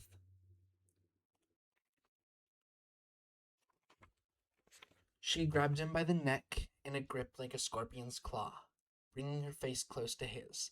Blood had matted her left eye closed, and the other was wavering and unfocused. But he stopped himself from jerking back in instinctive fear. Remnants, she grunted out, her other hand groping blindly in the dirt for the hilt of her sword. Run! The dying bandit's woman's scream finally died out, leaving the clearing quiet for half a breath. Then a shrill screech cut through the silence like a snake's hiss and a tea kettle's whistle at once. An acid green shape rose in the corner of his vision, from the center of the rat-like bandit's torn flesh. Lyndon didn't have a clear look at the remnant, but he had gotten the impression of a twisting serpentine body with insectoid claws running along the side, like a green-forged hybrid of an adder and a centipede. But he didn't waste time staring at it. He wrapped his spare robe around his hand in a quick few motions. Grabbing the hilt of Yaren's sword with his newly gloved hand, he felt the cold even through 3 layers of cloth. But he slid it into its sheath at her side before the ice bit too sharply. That accomplished, he shoved the robe and the half silver dagger back into his pack, slipping one arm under Yaren's shoulder. She hissed in through gritted teeth as he lifted her, and under other circumstances, he would have worried about making her injuries worse.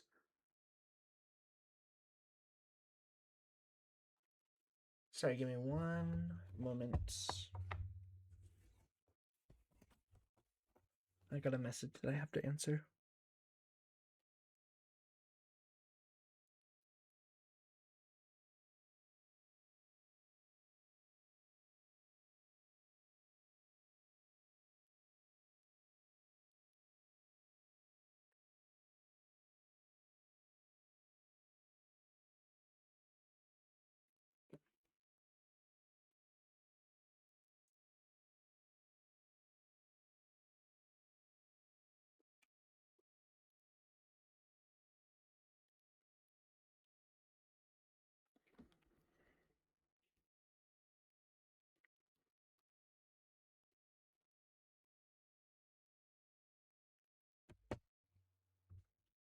All right.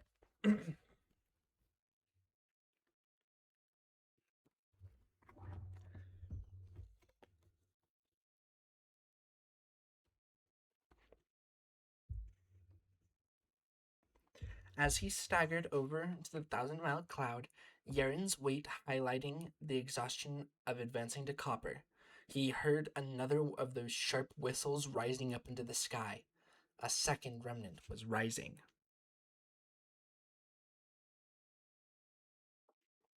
He glanced behind him to the first, which was even more horrible to look at than he'd imagined. Like all remnants, it looked as though it had been painted onto the world in lines of color, though this one had a luminous yellow-green that no paint could imitate. Its head gave the impression of a snake, its body serpentine and propelled along the ground by rows of segmented insect legs. Worse, on the end of its pointed tail was a stinger. It moved in a hideous slithering crawl in their general direction, but fortunately for them, remnants were often disoriented as they were born. He'd seen some remnants stand still after they were born, others drift aimlessly away into the distance, and still others go completely berserk. This one was so disoriented it looked drunk, weaving awkwardly around the dirt and leaves. But it was still heading unmistakably toward them. Lyndon reached the rust-colored cloud in a few more steps, but each one felt as though he were walking beneath a headsman's blade. Both his cores were dim and guttering like candle flames, but he squeezed the last bit of Madra out of one as he collapsed onto the cloud, his pack on his back and Yaren in his arms. They lurched down the hill, deeper into the black forest. Yaren's breath was hot on his collar, her eyes closed and her voice shaky. Things as they are, I'd contend we shouldn't stay here. Through the trees, two bright green shapes scuttled after them.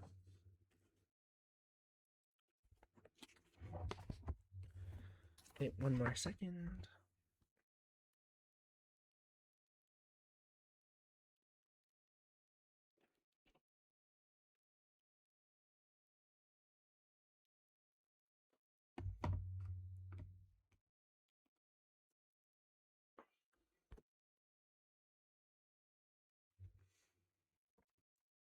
Okay, this will be the final chapter that I read for the day. Chapter 3. Life in Sacred Valley hadn't been easy for an unsouled, but it had at least been comfortable. He had his own home, all the food he could eat, a cozy bed, and a safe place to stay, which he'd once taken for granted. He was embarrassed by his own ignorance. If he had known how frightening the wilderness was, he'd have blessed the She family every night for the roof over his head. After running from the venomous remnants, he slid down a sloping hill on the 1,000-mile cloud until he'd run out of every drop of Madra, exhausting his spirit, left him with a dull ache inside. An emptiness, as though he were made less by its absence, and no Madra could circulate in his limbs. And no Madra to circulate in his limbs meant that he ran out of strength quickly, hauling his pack over one shoulder and Yaren on the other.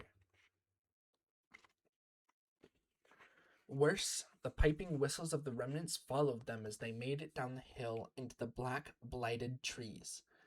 Their constant presence pressed down on his mind, keeping him perched on the edge of terror. In hours, he felt as though a fire had passed through his spirit, leaving only a burnt-out husk. When he could move no longer, he found a tree with a thick trunk and a gnarled hollow at its base. He dumped Yaren into it, too tired to be gentle. She made no sound of complaint, only curled up among the roots with her eyes closed and breathing even, probably cycling to improve her wounds. Now that he thought of it, she had an iron body. He might not even hurt her by dumping her there. Her steel arm hung limp on her shoulder, blade dangling next to her cheek. Lyndon only wanted to collapse next to her, but the distant whistles continued. He forced his legs to carry him forward, scratching script in the dirt with the end of a stick. He extended the script all the way around the tree until Yaren was in the center of a warding circle, at least 15 feet across. Only then did he fall into the hollow next to her, digging into his pack for a stoppered clay bottle of water. Yaren didn't open her eyes to take a drink. She simply plucked the bottle from his hand, guzzled half of its contents, and handed it back. By the time they had both drunk, only a few drops sloshed around in the bottom.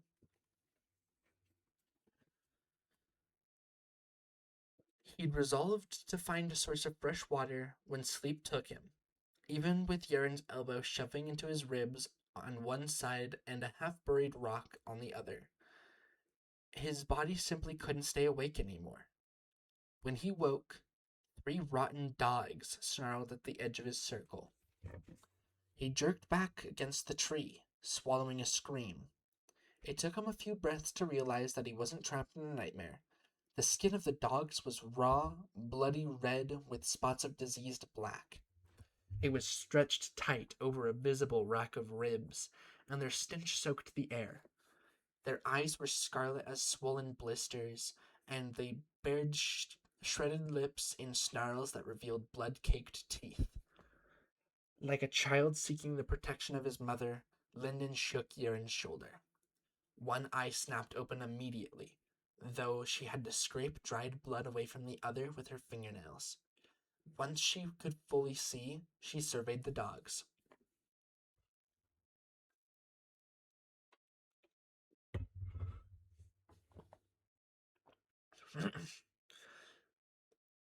I called Heaven's Glory a pack of rotten dogs, but I'd never conceived they'd be quite that ugly. As though they understood the insult, the dogs hissed through teeth, lunging over the warding circle. Fear stabbed Lyndon's heart as he cycled Madra on instinct, for whatever good it would do them. They stopped with only their front paws over the circle, yowling and shuffling backwards. They lifted their claws to avoid stepping on any of the symbols.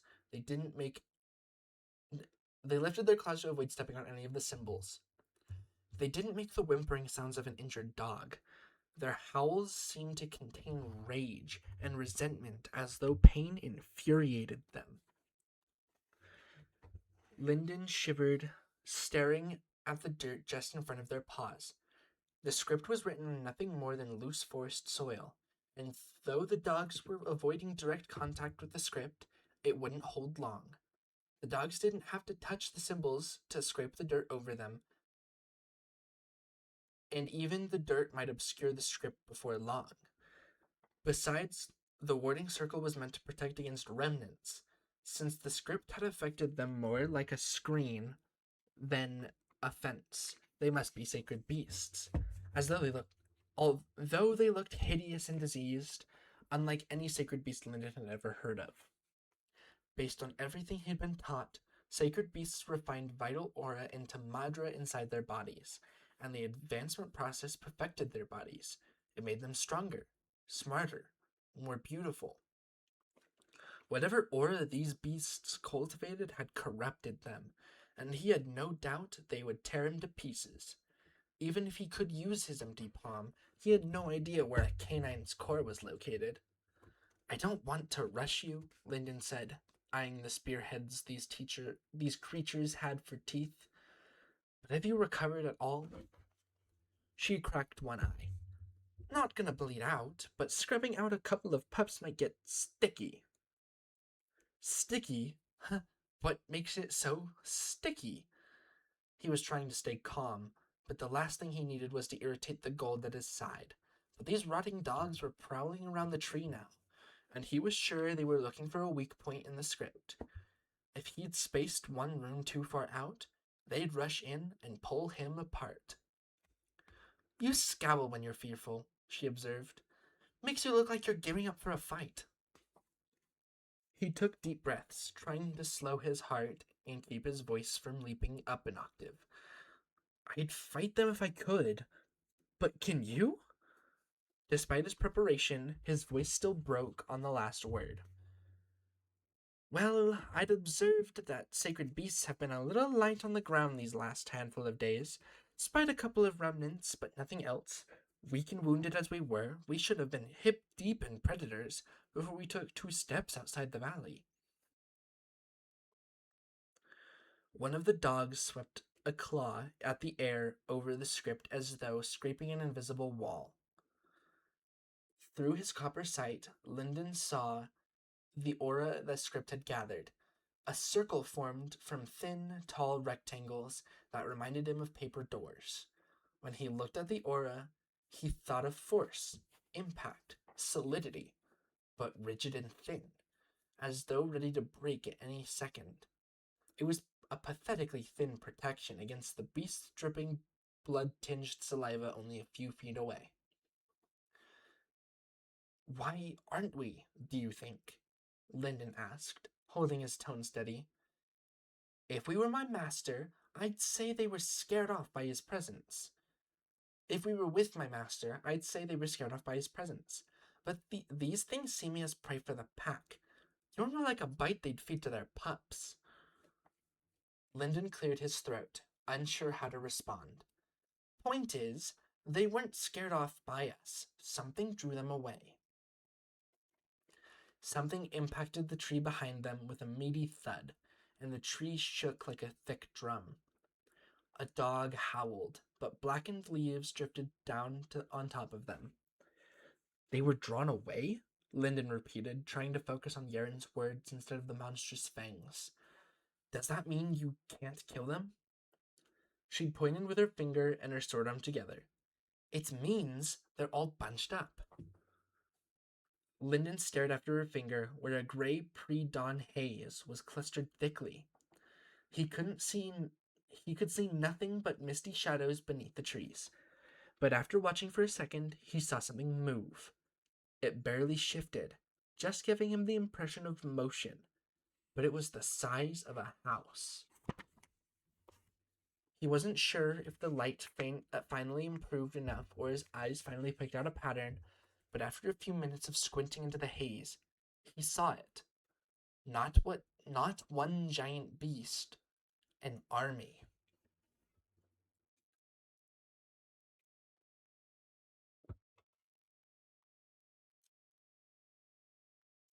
The distance seethed with creatures, scurrying like ants in the grass. He could only make out their shapes. Many of them looked like rotten dogs, but others were the size of bears, or even trees. Leathery wings fluttered in the sky as something passed over the tree. Black-stained teeth snapped shut 2 feet from his face, and the hound hissed out a putrid breath. But a cold weight had already settled into Lyndon's gut. They weren't surrounded by 3 rotten beasts, but by hundreds. After a moment of dizzy panic that felt like staring over the edge of an impossibly high cliff, Lyndon's mind snapped into focus. They were safe here, at least for now. He had his pack and the treasures he'd stolen from the Heaven's Glory School, and he had a gold on his side. There had to be some way to escape. Yaren lifted an edge of her outer robe and scrubbed her dried blood away from her scarred skin. "Don't fuss about it. Should be a way out. Once I'm full up and ready to use the cloud, you should cycle too. It'll do you good." The 1,000-mile cloud was actually outside the script circle, a dense red cloud with wisps of essence drifting away from it. It would dissolve in a few days without maintenance. Lyndon had been sustaining it on pure Madra over the past week, just as he had with his mother's construct back home. He was grateful that the rotten dogs hadn't so much as glanced at the 1,000-mile cloud, but the unfortunate reality remained. They would have to breach the warding circle to get to the cloud, and they needed the cloud to leave. "I'll rely on you then," Lyndon said. "If I may ask, how long will you need?" Yaren closed her eyes again and steadied her breath before answering. "A day or thereabouts. My Madra's in better shape than my body, but I should have everything stitched together come tomorrow's dawn." The loops of her red rope belt squirmed away from the roots. The dogs hissed again, just far enough away that he couldn't quite touch them if he extended his arm. One of them lay down on its paws, staring at him with fever-bright red eyes. "Hi, Lucy. What's up?"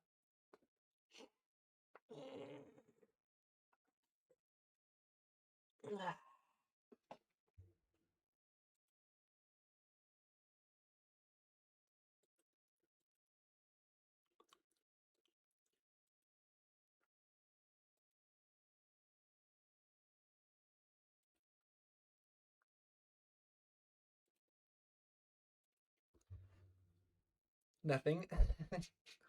Fair enough. Let's see. On a sudden impulse, Lyndon looked past the dog to try and see its aura.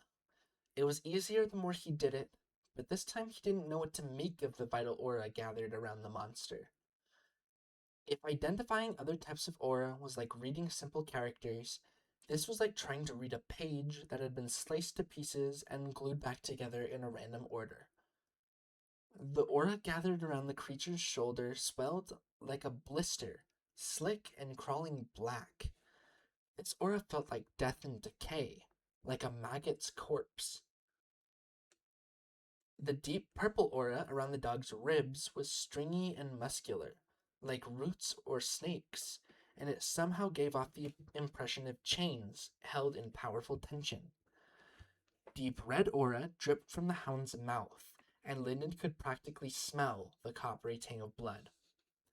He let the vision fade, thinking. He'd heard of blood madra, which supposedly held all sorts of sinister powers over living bodies, so he assumed that's what was running from the dog's jaws. What was the rest?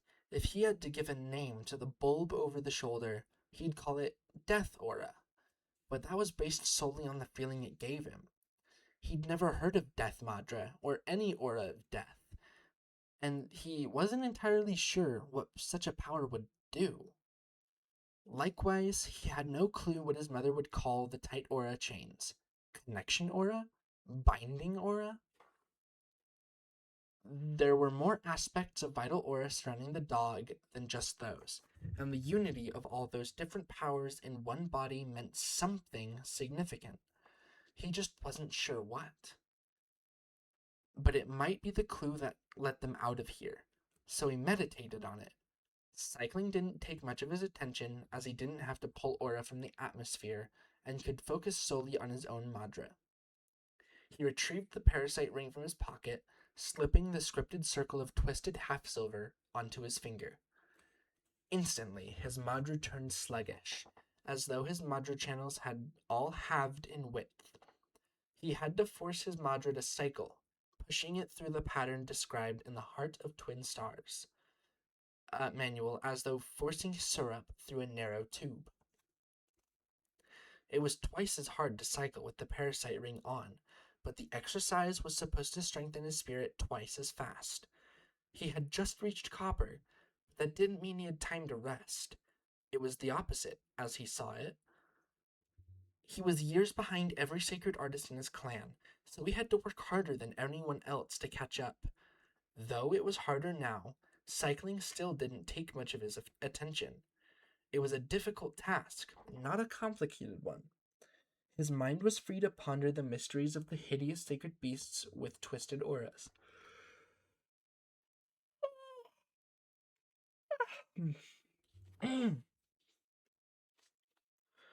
As the day crept on, with dogs snapping and growling every few minutes, a new concern revealed itself.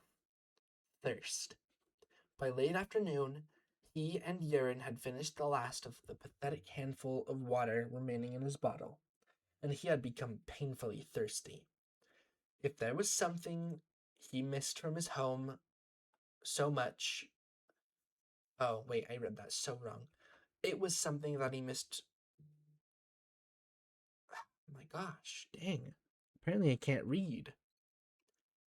It was there that he missed his home so much that it hurt. He hadn't slept a full night since leaving Sacred Valley. He was only feet away from monsters held back by nothing more than a flimsy invisible barrier. His entire body was cramped by a night crammed between rocks and roots, and the stress was wearing on his mind. Back home, no matter how badly the other members of his clan thought of him, at least he had all the water he could drink, and tea at every major meal. He could taste the flowery scent of his mother's tea. He could even hear the whistle of the kettle. His eyes snapped open at the same time as Yaren's, and this time the revolting appearance of the dogs didn't catch his attention. He craned his neck to the left, ignoring the dark shape slithering through the bushes, until he saw it. A bright green shadow appeared under the afternoon sunlight, waving the claws of a centipede in the air and undulating like a snake. The remnants had found them. Yeren braced herself on the trunk as she wobbled to her feet. It's nothing to worry about, Linden said, trying to reassure them both. The circle is intended to protect us from remnants, so it should work even better against them than the dogs. Yeren limbered up her right shoulder, wincing as though it pained her. Yep, they're not so strong as the dogs. She drew her pale white blade, and this time Linden noticed the icy, razor-edged aura that clustered around the weapon, so dense that he could barely see the sword itself. But they're smarter. He understood in an instant why she was concerned. The dogs hadn't left them alone because they couldn't break the circle, but because they didn't know how. These were the remnants of a couple of Logolds. They would be stronger and smarter than any spirits Linden had ever seen in Sacred Valley. The circle might stop them for a while, but after enough time, the remnants would toss some dirt over it. Linden pushed himself, slipping off the parasite ring and gripping his half-silver dagger instead. He'd withdrawn the weapon hours before, comforting himself with the thought that he could protect himself if the dogs managed to break through. He looked past Yeren, deeper into the scene, trying to catch a glimpse of the vital aura around the remnants. But he was sidetracked, staring at Yeren's waist, or more accurately, at her belt. He'd known it was some sort of construct forged from red madra, and he wondered if she wore it as some kind of fashion on the outside. Maybe sacred artists in the rest of the world distinguished themselves with clothes made of forged madra instead of the badges. But looking at it now, it was a dense rope of congealed red power, identical to the aura dripping from the dog's mouth, but 1,000 times more potent. He could practically taste the blood coming off of it, and it made him want to vomit. Visions of slaughter, of an army's worth of corpses, filled his vision. How could she wear that? It was like having a river of blood wrapped around yourself. Linden retched, as suddenly as though someone had punched him in the gut. But when nothing came up, he was glad for that. Not only because he didn't have the water to spare, but because the sudden impact of the motion knocked him out of his copper vision. Yeren watched him from beneath her straight black hair, eyes understanding. Knew we'd come to this bridge eventually, but let's cross it later. Agree? Linden refocused and steadied his knife and his breathing both. No, that's not necessary. It's none of my concern, and I apologize if I've given offense.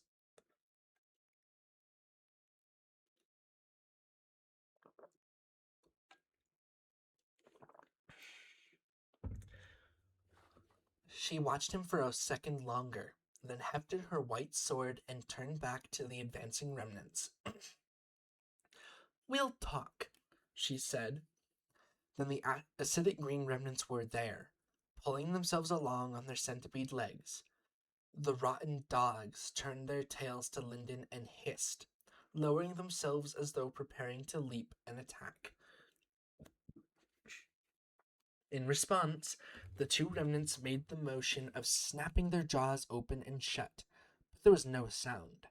They might as well have been the shadows of serpents biting at nothing.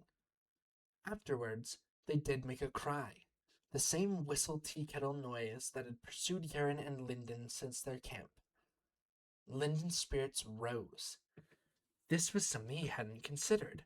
For some reason, he'd assumed the remnants and the dogs would work together to breach the circle and devour the humans. Only then did he realize how ridiculous that would be. One pack of predators didn't share prey with another. They would fight each other first, and in the chaos, the humans might escape. Some of the rotten beasts haunted the distant forest, let out a chorus of growls.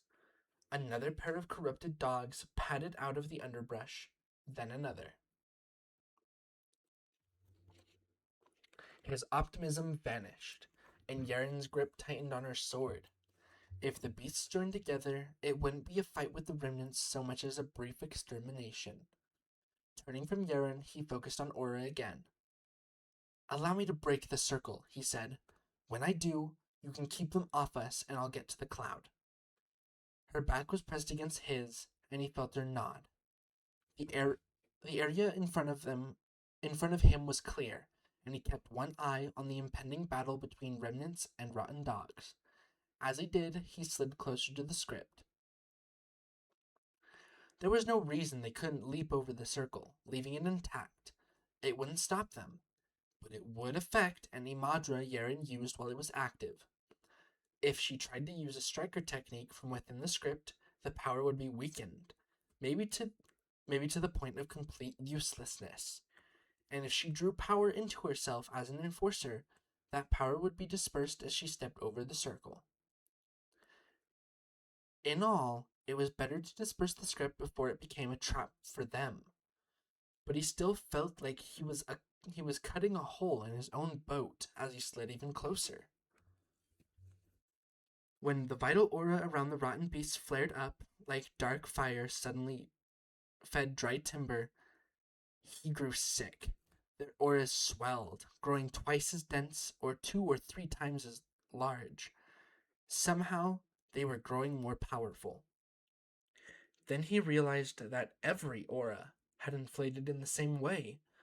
The world was awash in a chaos of color beneath his copper vision, as the veins of yellow in the earth and the flows of green in the grass flared brighter and then bent, like tree branches pressed down by a strong wind. The vital aura drained. Pardon. The vital aura drained off a phantom river, pouring away from its source, streaming deeper into the forest. The flow looked like a rainbow river, and it left the world feeling dry and empty in its wake. Every monster bolted. The remnants left first, burbling and whistling as they followed the flow of the vital aura. The rotten dogs had an instant of confusion, in which they turned from their trapped prey to the rushing light, visibly torn. Finally, one of them gave a guttural bark, and all of them tore off.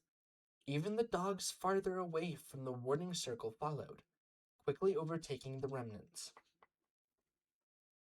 Sorry, I needed to take a quick drink. I can feel my throat starting to get a little sore.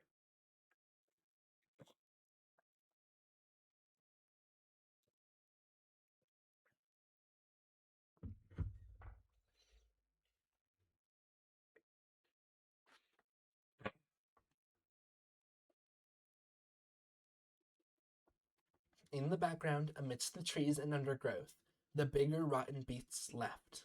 They ran from the warded tree like they were fleeing a burning building, and in 3 breaths, Lyndon and Yaren were alone. Lyndon watched the physical world again, trading glances with Yaren. You don't happen to know what that was, do you? Lyndon asked hesitantly. You're asking me, but who am I supposed to ask? She stood with her white sword held forgotten in one hand, staring into the distance. Now that the danger was over, Lyndon's whole body went slack, and he leaned against the tree, panting. Were they scared away? Is there something worse coming? Yaren gave him a look of surprise. What? No, it's plain to see what happened to the beasts. They followed Vital Aura, so they follow Vital Aura, so they followed it away. Stone simple. But I'm coming up empty on what makes Aura do that. Like it gathered together and then rushed off in a blink. Look, I don't know that I've ever seen Vital Aura so thin on the ground. Lyndon looked and found that she was right, though that came as no surprise. The world in his copper vision was dim, as though the scene had been painted in washed-out colors. How was that possible? As he'd been taught, vital aura was like the Madra of the natural world. It took on different aspects as it moved through the heavens and the earth, though it was all connected. Even when you harvested aura and cycled it into your Madra, that was like taking a cup of water from the ocean. Sooner or later, it would return to the source. Lyndon had never seen the ocean, but he'd read stories. This struck him as though the tide had left completely, leaving the shore bare and dry. Yeren sheathed her sword and walked casually across his warding circle, not bothering to push the day's worth of dirt away from her tattered outer robe. Scripts can gather a bunch of vital aura, not considering aspects, or push it away sometimes. But if Script is doing this, I'd contend it's 10 miles across, engraved in bedrock, and powered by 10,000 remnants. Lyndon didn't question it further. Whatever the event had been, it had saved them from having to fight their way out of an army of monsters. He seized his pack and hurried over to the 1,000-mile cloud. There hadn't been time for him to recover much Madra, and he wasn't confident in his ability to fly it for any length of time or at any great speed. "How is your spirit recovered?" Lyndon asked, hoping she'd be able to feed power to the cloud. She hopped up and straddled the front of the cloud as though mounting a horse. "I'm not bursting at the seams, but I'm well enough to ride this pony." She patted the cloud behind her. "Come on up." Lyndon knelt first, running his hand along the side of the cloud. As he'd expected, the cloud was slightly smaller than it had been the previous day, its sides wispier. One day of mist maintenance wouldn't affect his performance much, but one weed wouldn't overrun a garden either. It was better to take care of the problem while it was small than let it grow larger. He let his pure Madra flow into the construct, feeling it seized by the script at the cloud's center. Madra pulled from his weaker core, and there was a slight delay as the construct processed the pure Madra and used it to nourish its forged cloud Madra. Like a plant growing 1,000 times faster, the cloud grew thicker and perhaps half an inch larger. He even thought it may have bobbed higher, though that could have been his imagination. The effort drained that core dry, as it had been mostly exhausted already, but he switched to the other one and climbed up behind Yeren. "You're a fussy one," she noted. "I've always found that a little work up front makes things easier later on," he said, climbing onto the cloud and securing his pack between them. He hadn't quite finished when she kicked the cloud up to speed, sending him lurching back and grabbing onto her shoulders for support. "I think you may have seen hard work sometime in the past," Yeren called back, "but you never came close enough to shake its hand." She blasted through the forest faster than they had usually gone on their way down from Mount Samara, black-leaved tree branches whipping by Lyndon's ear. He leaned down behind Yeren so her iron body could protect him, though her small back offered little shelter. Only once he'd adapted to the speed did he recognize their direction. "Apologies, but are we chasing the monsters?" Branches whipped her as they passed by, but she ignored them as though they were nothing more than a gentle breeze.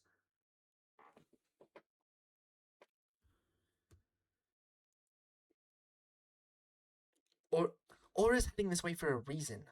May as well find out where that is. We know one thing about where it's headed. There's an army of monsters there.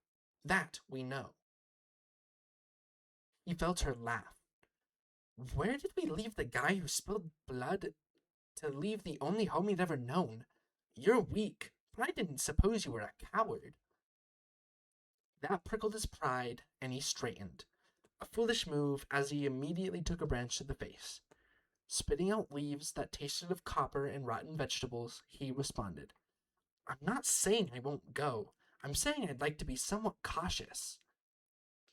"Oh, I'll be cautious." She steered the cloud to leap over a bush, rolling down a small hill as he clung to her arms for support. "Somewhat." All right, and that is where we're going to end book reading for the day. Next Thursday, we're going to start back up with chapter 4. But I will be right back. Stream is not over quite yet.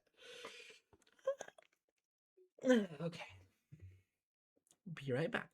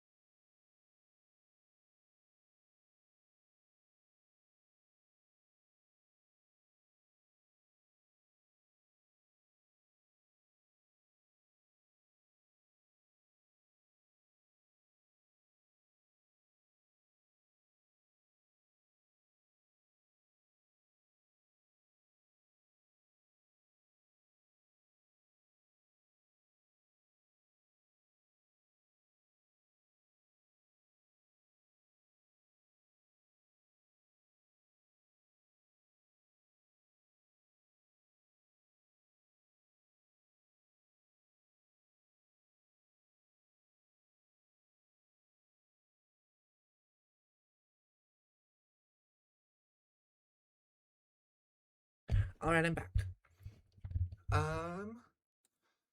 Well, we finished the first 3 chapters of uh, Cradle Soulsmith.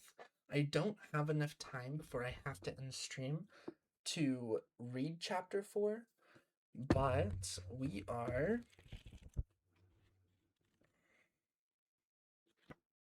I don't know how many chapters are there.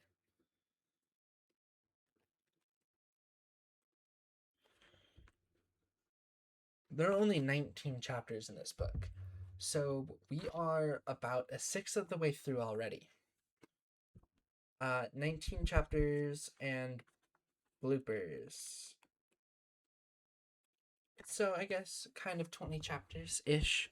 Bloopers are very short though, so super quick. But yeah, so next Thursday we will continue with Soulsmith, but so far as of right now, I don't think. Depending on when I bleach my hair on Saturday, I don't think I will be streaming, but if I do, it'll be a surprise for all of us. But yeah, we'll see. So if I don't stream on Saturday, I will have my schedule out on Sunday. I'll make sure to actually do it this week, and then we'll know for sure about next week stuff. We'll see though.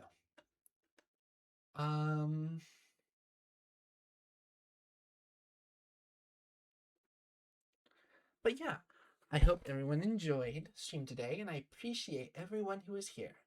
You guys are all awesome, and I hope you have a wonderful rest of your day. I do know that Frosty is playing Sonic Mania, so I'm going to be raiding into Frost. Have a good rest of your day. Thank you. I will be going to archery in about 45 minutes, so I will do my best. And then I have to go to bed early for work again. It's okay though. But yeah, /raid. X Sin. How do you spell it? I don't know how to spell. Two N's. Cinnamon Fox X. Yep, we are going to be raiding into good friend Fasti. She is awesome. Show her love.